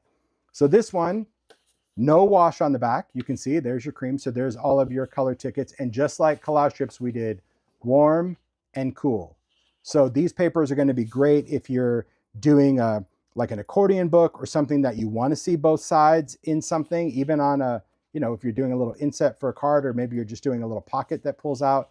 This is really great because you have warm and cool. So those are all the tickets. So we just did samples from all the different colors and just kind of mix it up. Where you've got red that kind of, so instead of kind of full rainbow, this one just blends a little bit. So see how the colors just kind of go from green to teal, just kind of swirls around blue and indigo. That's a good one. So fun, fun, fun. An amazing one. This is ephemera. So this was ephemera that we used in things, but this was also ephemera that we really liked that maybe we didn't use. So like you recall the little card that we used in charcoal or the numbers. So those appear in this collection as well because we wanted the contrast. But then there's little paint swatches, some little wallpaper elements, just some pieces of ephemera that were just beautiful. Again, a cigar box, a ticket. And this one, we layered some tape on. So this is all just like tape. It's scans of real old tape, but just layered onto the paper. This just has a beautiful finished look. So this is a great one, especially if you're doing vignettes or collage. I just saw a comment, perfect for collage. Like you put this on the back of a vignette, it looks like you layered all the ephemera like I've shared, you know, where you're collaging it and you add your tape. This is already done. So yeah, a whole pack of this would be great. I think a whole pack of pre-collage papers would be great because it's using real stuff. It's not AI stuff, but you're using it, but you could then just use it however you want. So the back of this one, well, this is a floral. So these were florals that it was from the same pack of like, because this is like the purple one, right? But this is not the same art. But there was a lot of different floral ones. And I loved this one because it had a lot more colors. And that's why we didn't use it in purple. But we loved it so much. And that's why we did this design in multi. Underneath it, you're going to see that like botanical encyclopedia that we used on this paper without the color. So see, well, let me get one that we actually colored a different color because you're like, no, it looks the same to me.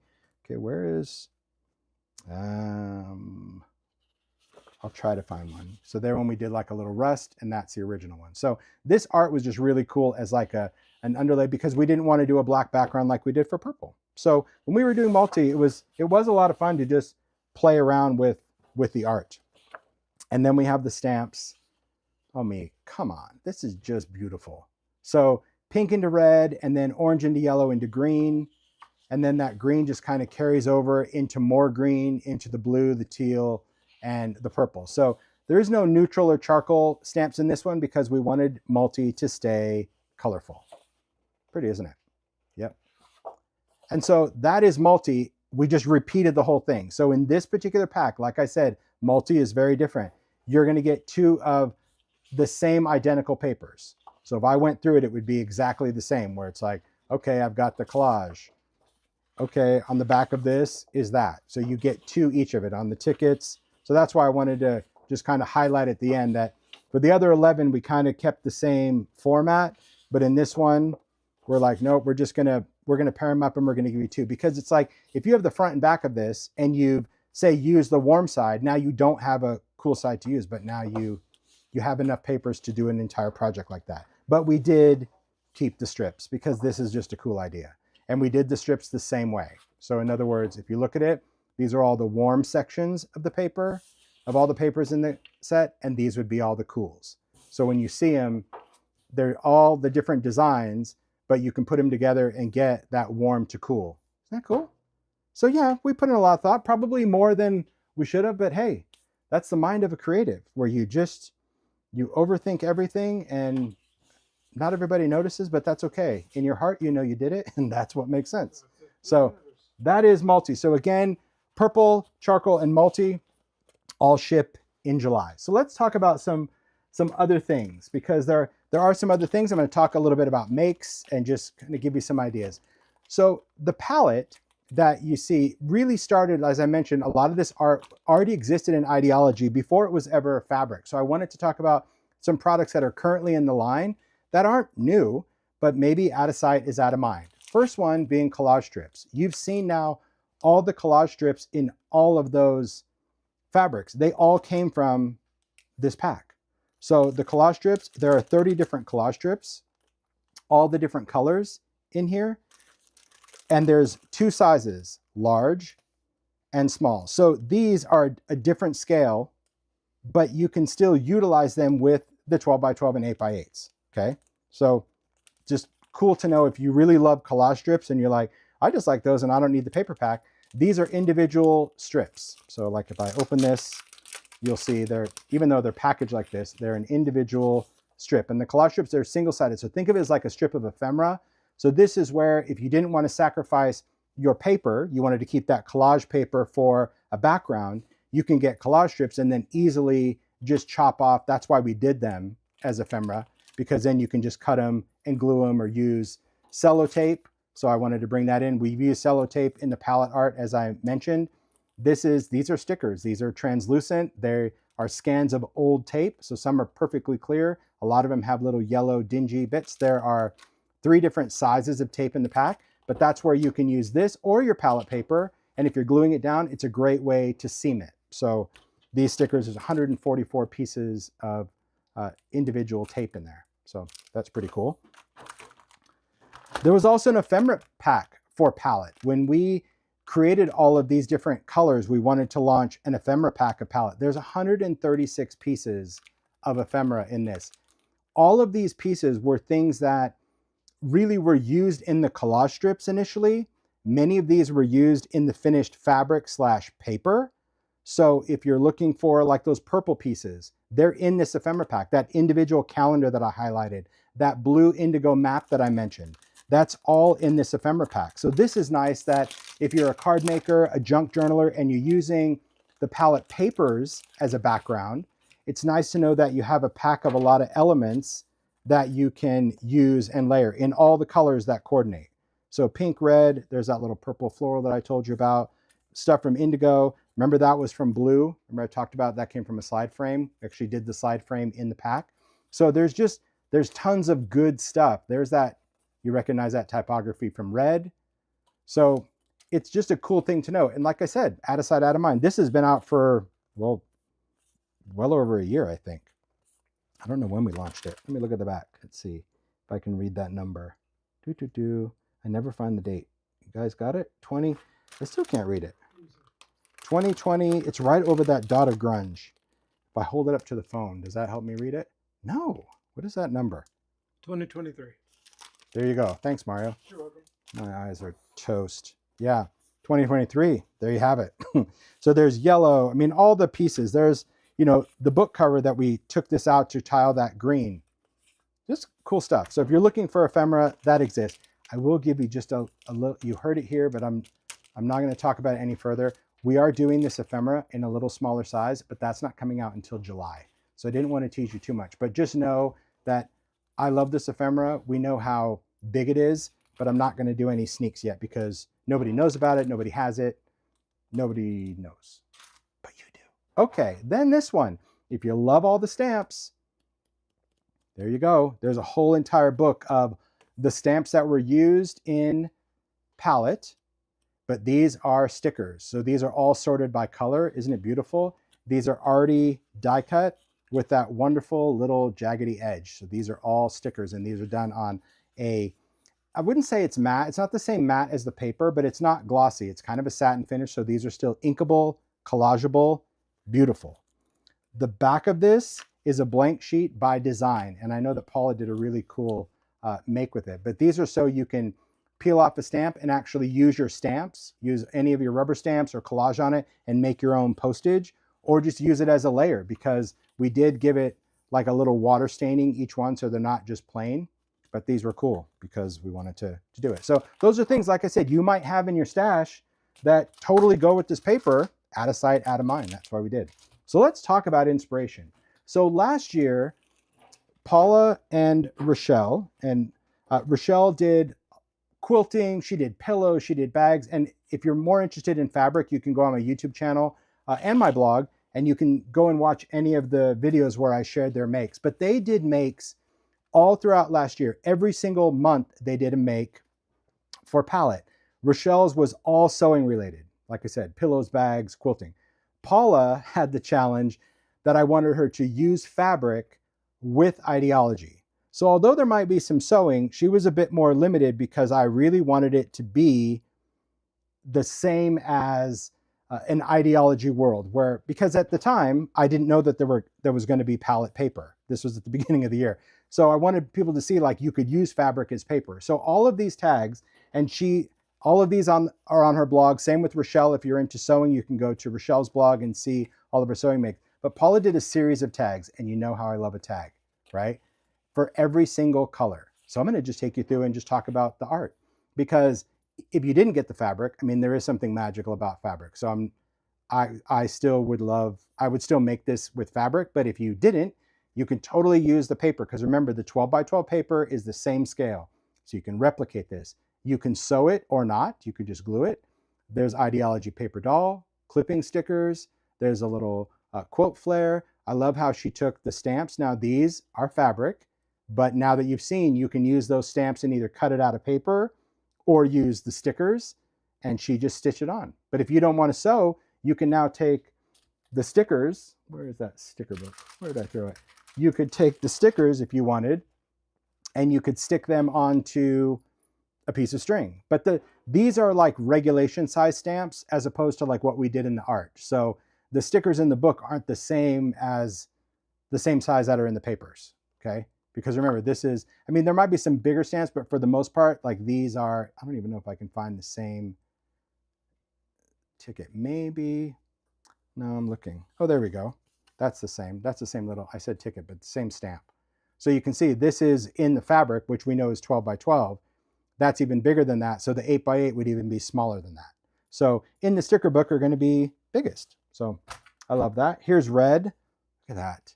She used a photo booth. I love how she used the sellotape. So I'm showing you this because if you're inspired when you get your paper, because like I said, paper hasn't shipped yet, but it will be shipping next week to everyone, that you're looking for inspiration from Go, here's your inspiration. You can go and just get started on seeing some elements that you may want to piece together. You know, whether you're doing little string, whether you're doing the charms, any of ephemera. So there's that card from the palette ephemera that I showed you. Orange, I love that. I love how she tinted the paper dolls and just layered this. So, you know, Paula used the fabric and cut out an ephemera piece out of fabric. But now that you have the papers, you can just cut this out or use the ephemeras. I love that she has that little wooden ruler. Again, sellotape. Yellow, beautiful. There's the background. So you can see she accepted that challenge, huh? Like everything involves some type of little sewing on there. I love that little tag. Again, just done out of fabric. So if you haven't dived into the world of fabric and you love this art, I would encourage you to get some fabric and use it in with your paper crafts, because it does add a great aesthetic to it. You know, those little threads and all that. You don't have to make a pillow or a quilt out of fabric. You can just create, and you can glue it down with collage medium, because that's going to be matte. It's not going to be really wet and seep through everything. There's a little word key, idea-ology, and again, clippings in a photo booth, little ephemera. Beautiful, right? Then we get into, I think I have the neutral one, right? I may have taken them out of order, and you know what? Don't judge me. I'm good with that. Oh yeah, this is neutral because there's that gear background. I love that, the photo booth. See, there's that little moth piece, because we had that piece in ephemera. So it's much smaller. I love that she layers the paper, the key, the little tag. I see all the love for Paula, and I'm here for that too. For those that sew, like, I mean, you should see the quote Rochelle was just doing as well. Amazing. But from a paper craft perspective, like, Paula lives in the world of idea-ology, and I'm happy she does. All right, there's green. See, I told you it has a lot of my favorites. There's a little optical lens. That's an old flare that we did for idea-ology. It's just kind of a button top. And that was the cool thing. She only had to focus on the fabric. So I'm like, you can use old idea-ology, new idea-ology, retired idea-ology, use whatever you want. And so it was, you know, cool that she was able to go into her stash and pull so many different elements that just tie in. So you can see that the art is really user-friendly. Like even this one. This is that beautiful butterfly moth one from Teal. But I love how she incorporated that dark book plate. But see how this, I mean, she gave it kind of an industrial vibe. Little patina on the gears, that little photomatic with the frame, a little type tag, but put with the moths. So that's what I was saying. When you're working with this collection, don't think like, oh, it's butterfly paper, so I have to use flowers. No, that's the cool thing. You absolutely can use what you like, but the art allows you to just embrace being completely random with everything. Here, let's do it this way. Let's create a whole new stack. I'll build it up on here. All right, then we have blue and indigo. Look at that background. See, that was that smutsy one that I said I just love it. I love it. It's just all just schmutz, just everywhere. But in fabric, it was glorious. In paper, equally as glorious. But there is there's a photo booth, and this, I think this was from, or not photo booth, this is paper dolls. This car, I think, is from Paper Doll Poses. We did cars and houses and things. That's beautiful. I love how Paula uses clippings. First step in the journey, little sellotape. And then these little stars, look at this. I remember when she first did it, I'm like, what did you do? What is that? Is that embossing powder? Is it foundry wax? She's like, it's your Sizzix die. I'm like, what? So she just used a falling star Sizzix die and cut it out of metallic and glued them on. But I mean, come on. That's just really smart. But if you didn't have that, you can use texture paste, metallic, like really good stuff. I love that. Indigo, there's the map. Little photo, that's a little snapshot. But see all these little patches. It's just about using the things. There's some little snippets, so that's a little scale. This is field note snippets, so you get the idea. And there's a little tag right there. Purple. Here she used a paper doll portrait. So portraits are bigger than paper dolls because it's just kind of the head and the shoulders, that little torso right there. Love how she tinted that. Use a little plaque. But see, again, cutting this out. So this should give you inspiration as to what do you do with these papers? Maybe you're not into collage. It's all right. You don't have to collage with them. They can be used just in there as they are. I think that's great. Charcoal, one of my favorite photomatics. Love his little cheeks on there. Cut this out, little sellotape. Again, little stickers. There's another. See, you can tell that Paula really likes the flair as I do. Sadly, the majority of people didn't. They didn't get this one. So, you know, all that flair got retired really early. But I loved it.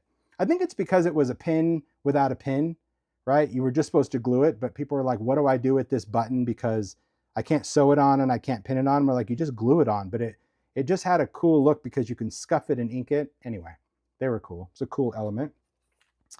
And then this is the one that I said is great in fabric, but not good on paper. You can see why, because these books really have a great linen look to it, but together on paper, it just looked like muck, but it's beautiful fabric. Those are all the little French books, but I love how Paula has a little bit of ephemera and a paper doll on there. Beautiful. So that whole series she shared on her blog throughout, but again, it's just a great little jump start in the creative thinking. And if you get hung up on the tag shape, because I know people still get hung up on like, why is it a tag? A tag is just it's no different than an art journal, right? When people say, why do you work in an art journal? Well, because you like that it's in a book, you can create in it, you can turn to the next page. A tag is really, for me, no different. It's just it's a substrate that's easy to cover and do, and you can either group them together on a ring, save them on a ring, and then when you're ready to use it, you just chop that off, and now it's a card front, or now it goes into a journal. It's not a tag, it just started out as that structure because it's very easy to finish, and you don't have to think about matting it on a card or laying it, but it could definitely go on a card. Or, you know, you might need a cover of a journal and you go through the things you do and you're like, cut that off, stick it on a journal, and now it looks like you created this whole journal cover. So don't get caught up in the shape of a tag. It's just a substrate, but it's a nice substrate that's easy to organize. You know, you thread it with a piece of chain or a book ring or anything like that. So there's some other makes that she did. Here's a little book, little mini book, little accordion. Oh, it's not an accordion. It's just a fold-out book. I thought it was going to open. Nope, it doesn't. So I'm glad I didn't pull it. All done out of fabrics, but again, you can completely replicate this with paper or mix. If you've got fabric and you've been holding on to it and you haven't used it, now you can mix and match your fabric and your papers. But this is all idea-ology ephemera. So ephemera, that's a little layer right there. There's a little, I love those two, true friend, little photo booth. But it's just fun to make a little mini book. Or if you're into junk journaling, I know a lot of people do junk journals, but all of these elements, these were fabric, but these could be like, what do you do with the stamp paper? You don't have to use it as a background. You can just cut them and now you have all different sizes of postage stamps, different than what you might have in the sticker book. I told you, you'll see with this palette that everything is usable. That's, I think, what's most exciting about adding this and why I wanted to have this as part of the collection. I do love that background. There you go. But see, it still makes a cool background, the stamps. There you go. Piece of ephemera. I love that. That's little transparencies. Those moths, that's part of idea-ology. Very cool. Because using different materials, and I know for people that are getting into, I know a lot of people are starting to really allow themselves to kind of embrace collage and not be afraid of it.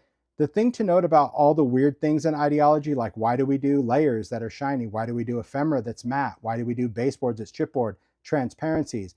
Because you can see when you put it all together, the different textures of things, the fabric, the paper, the shine of the sellotape, the metal, all of those things come together and create something very magical, because you just have something that doesn't all look flat.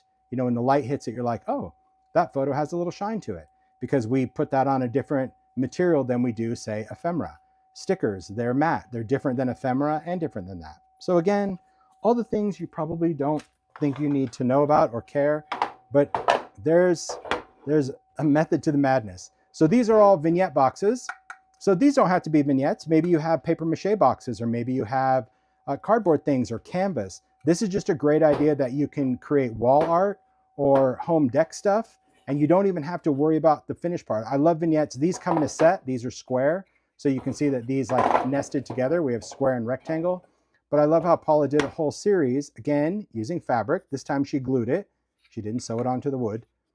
Glued on there, but it's the torn edge thing that's cool. And I'm like, this is very good with paper, because you can tear that and roll this. I love how she tucked things in, but this is all glued just to that piece of wood. There's your paper dolls, the little stamps, the ephemera. Isn't that cool? I love how she just used that little circle die out of metallic to create the sun. Isn't that nice? And same kind of idea, meaning just tearing those little layers, but it gives each piece like its own depth to it by having all of these things. All right, very cool. All right, Mario brought this in. Thanks, Mario. Those are the vignette boxes. That's how they come. And then there you go, paper dolls. There's little scenes, little houses, because they're different sizes. But I did ask her, and thanks, Paula, for sending this, because this was, like I said, all last year. I'm like, hey, do you have any of your makes left? And you know, Paula sells her makes after they're done, as many makers do, and they should. And she's like, I think I've sold all my palette makes that I did last year except this one, and I kept the tags for myself. I'm like, can you send it? Because I do think that, like, oh, in this little book, I'm like, seeing it come together, especially if you've seen that art, you know, your brain is spinning and you're like, I love it, but I don't know, could I use it, or how would I use it? And this was just a little taste of how you can use it. I think that's what makes it so fun. So that is the excitement of the palette. So one other thing, if you stuck it out this far, I might leave it, I might edit it, I don't know. But I did want to give you a little taste of seasonal. So this doesn't even have a release date. That's why I was questioning whether I did it. But if you know me, you know, I live in the world of, I do this thing called what I want, and this is what I want to do. I wanted to share, we did a seasonal fabric collection for palette. So it was half Halloween and half Christmas, just a few designs. And I really wanted to do this in paper. So when we launch seasonal for idea-ology later this year, when we launch Halloween and when we launch Christmas, the papers will also be part in both sizes. I only have the 8x8 right now, but these will come out in 12x12 and 8x8. But we did a Halloween pack of palette and a Christmas pack of palette. Again, it's in both sizes. These will come out during the season. So when Halloween comes out, this will be part of the release. But just to give you a little sneak peek, it's like so yummy. See the tapestry, because there's only 5 designs in these seasons. So what we did on this one, just, you know, it's nice. It's nice, like picking brains. Like we actually switched up the background, the front and back, because it was such a limited collection. So if you love the moth, you'll have, you know, spider webs on the back of one or collage strips on the other, tapestry. This one's really cool. It's got the little bats, and you know, that one, the back has, so we repeated the designs, but we, instead of like what we do with multi, we went back to the old school of giving you different fronts and backs. But yeah, the art is very cool, isn't it? Moth study. It's on a little chart. Yep. Cool, cool. So I think in this one you get 3 of each. So let me, if I count them, or is it 4? I think it's 4, because again, the art was different. So yeah, there you go. It was hard to remember. You're going to get 4, but you're going to get 2 of the same front and back. So you'll have 2 of these front and back, 2 of these front and back. You get the idea, but it's still the same 12 papers. And then I think we did the 2 strips. So it's great, great art. So I'm really happy that we did it. And I know if anyone at Advantis is watching right now, they're rolling their eyes. They're like, what is he doing? Look, I've said it. This is not coming out until seasonal comes out, but now you'll know it's coming in 8x8 and 12x12. This is Christmas. Where do you see this one? My word. Some of my favorites. Besides these beautiful collage strips with all the festive goodness. Okay. One of my favorites. This is a little gift box that I have. I love that minty, so good. Oh, Beth is here. So Beth, my product manager for Advantage, she's in here and she says, I'm not rolling my eyes. Thanks, Beth. Beth has been so patient because, you know, I love, like I said, I love working with good people. And, you know, Chris knocked all this art out like boom, boom, boom. He did it quick. But Beth, when I was working with the factory, I'm like, it has to match the fabric. And she's like, but it's printed on paper. I'm like, I understand, but I need you to communicate with the factory that they'll need to adjust how they print it to match the fabric. And we went back and forth on colors for months, but she stayed true to it. And to me, like, the proof is here. And hopefully, Beth, you see in the chat that like people appreciate all of these details. It's beautiful. Look at this one. This is from a lunchbox. Lunchbox that's out in my dining room. Scanned it in. So all those little specks. I love the plaid. It's a good plaid. Ooh, look at this ticking. It's just, I mean, you could see the design in there. And this is 8x8 size, but the detail is phenomenal. Isn't that cool? You just see just that little nuance of it, right? There's holly on the back of this one. That's the collage. So like Halloween has a collage, if I could find it. There you go. And we did this in fabric, but there's like the Halloween collage and the Christmas. So completely different things. This one's obviously more grungy and stained. This one's mildly stained, but a little cleaner. So pretty. Yeah. And this one, again, collage strips. So again, just the repeat. I love it. And then the strips. So it is nice to know that if you love palette and you like buying and using the papers this year, that, you know, by the season, you know, and you found your groove and you found your love for this kind of design and having these papers, 8x8, again, it'll be 12x12 also. Just nice to know that these will be coming out, as well as the snippets. So yeah. And I know I wasn't going to show it because Mario even asked, but I'm going to do it anyway. Because now that Beth said she's not rolling her eyes, in the locker right there, Mario, on the left-hand side, if you open it, you're going to see a little tiny zippy bag of some ephemera. If you guys want to stick around, I'm just going to show you the scale difference of snippets. I wasn't going to, but now that Beth said she's not rolling her eyes, no, oh, sorry, the right side. I know I said left, right side. There you go. Should be right in there. Can you see it? If not, I can walk over and get it because I'm not tethered. Let me come over. I'll find it quick. All right. There we go. Thanks. Woohoo.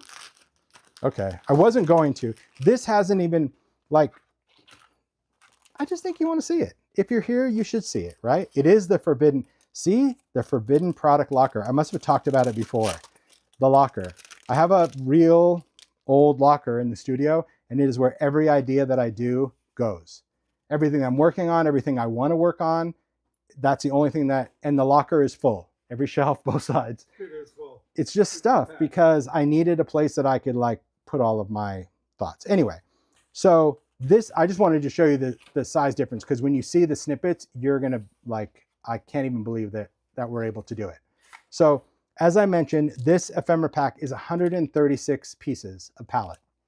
So when we were working on this paper, I said, wouldn't it be cool if we took this palette ephemera collection that we love, and you know, there's even small pieces in the regular size. I'm like, I would love to scale it down to snippet size. And if you're familiar with idea-ology snippets, snippets are tiny, tiny replicas of the larger ephemera. So I don't even know the percentage. It's tiny. So this is the regular ephemera. This is what snippets looks like. So let me just, oh my gosh. All 136 pieces of snippet. That's how tiny. Damn, so it's very cool. So when you see stuff, it was like, I was just sharing this with Paula the other day. I'm like, you're not going to believe this. You're not going to believe we're able to do it. Okay, let me just try to find stuff. If I could even find, I found the special ones. I was fine. Oh, here we go. This one. All right. So you see like this little red 50. Okay. That's the regular size. This is the snippet. Shut up. Come on. Isn't that so? What's cool about a snippet is like you add it to things. You can add it to a photo. You can add it to another collage. where sometimes the piece of ephemera is just too big. The playing cards, those little specials. So see like these little circles of special, that's the snippet. Oh, it gets better. If I can find it, I don't know if I can find. So even the floral, smaller size. I'm trying to quickly, oh, here's the dog. Can I find the other dog? This is like concentration. You guys remember, wasn't that the game where you had to like find the match? I'm never gonna find it. I'm never gonna find it because I'm gonna look for it. So there's the house, but now will I find the house over here? Oh, sweet mother of glory. Oh, I found this. Okay, look at this. See that little color print? What? Come on. So cute. Cute, right? That's what I'm saying. So this, as I mentioned, this will be coming out in July, and this will ship with the last release of colors. So it's like we're ending it, with the bang where we have, purple, charcoal, and multi, and we're adding the snippets. But I have a feeling that snippets is going to sell really fast because people don't, you underestimate the power of cute. That's cute, that little flower. I mean, it's a big, beautiful flower, but when you wanted to do little tiny things, it was so cute. So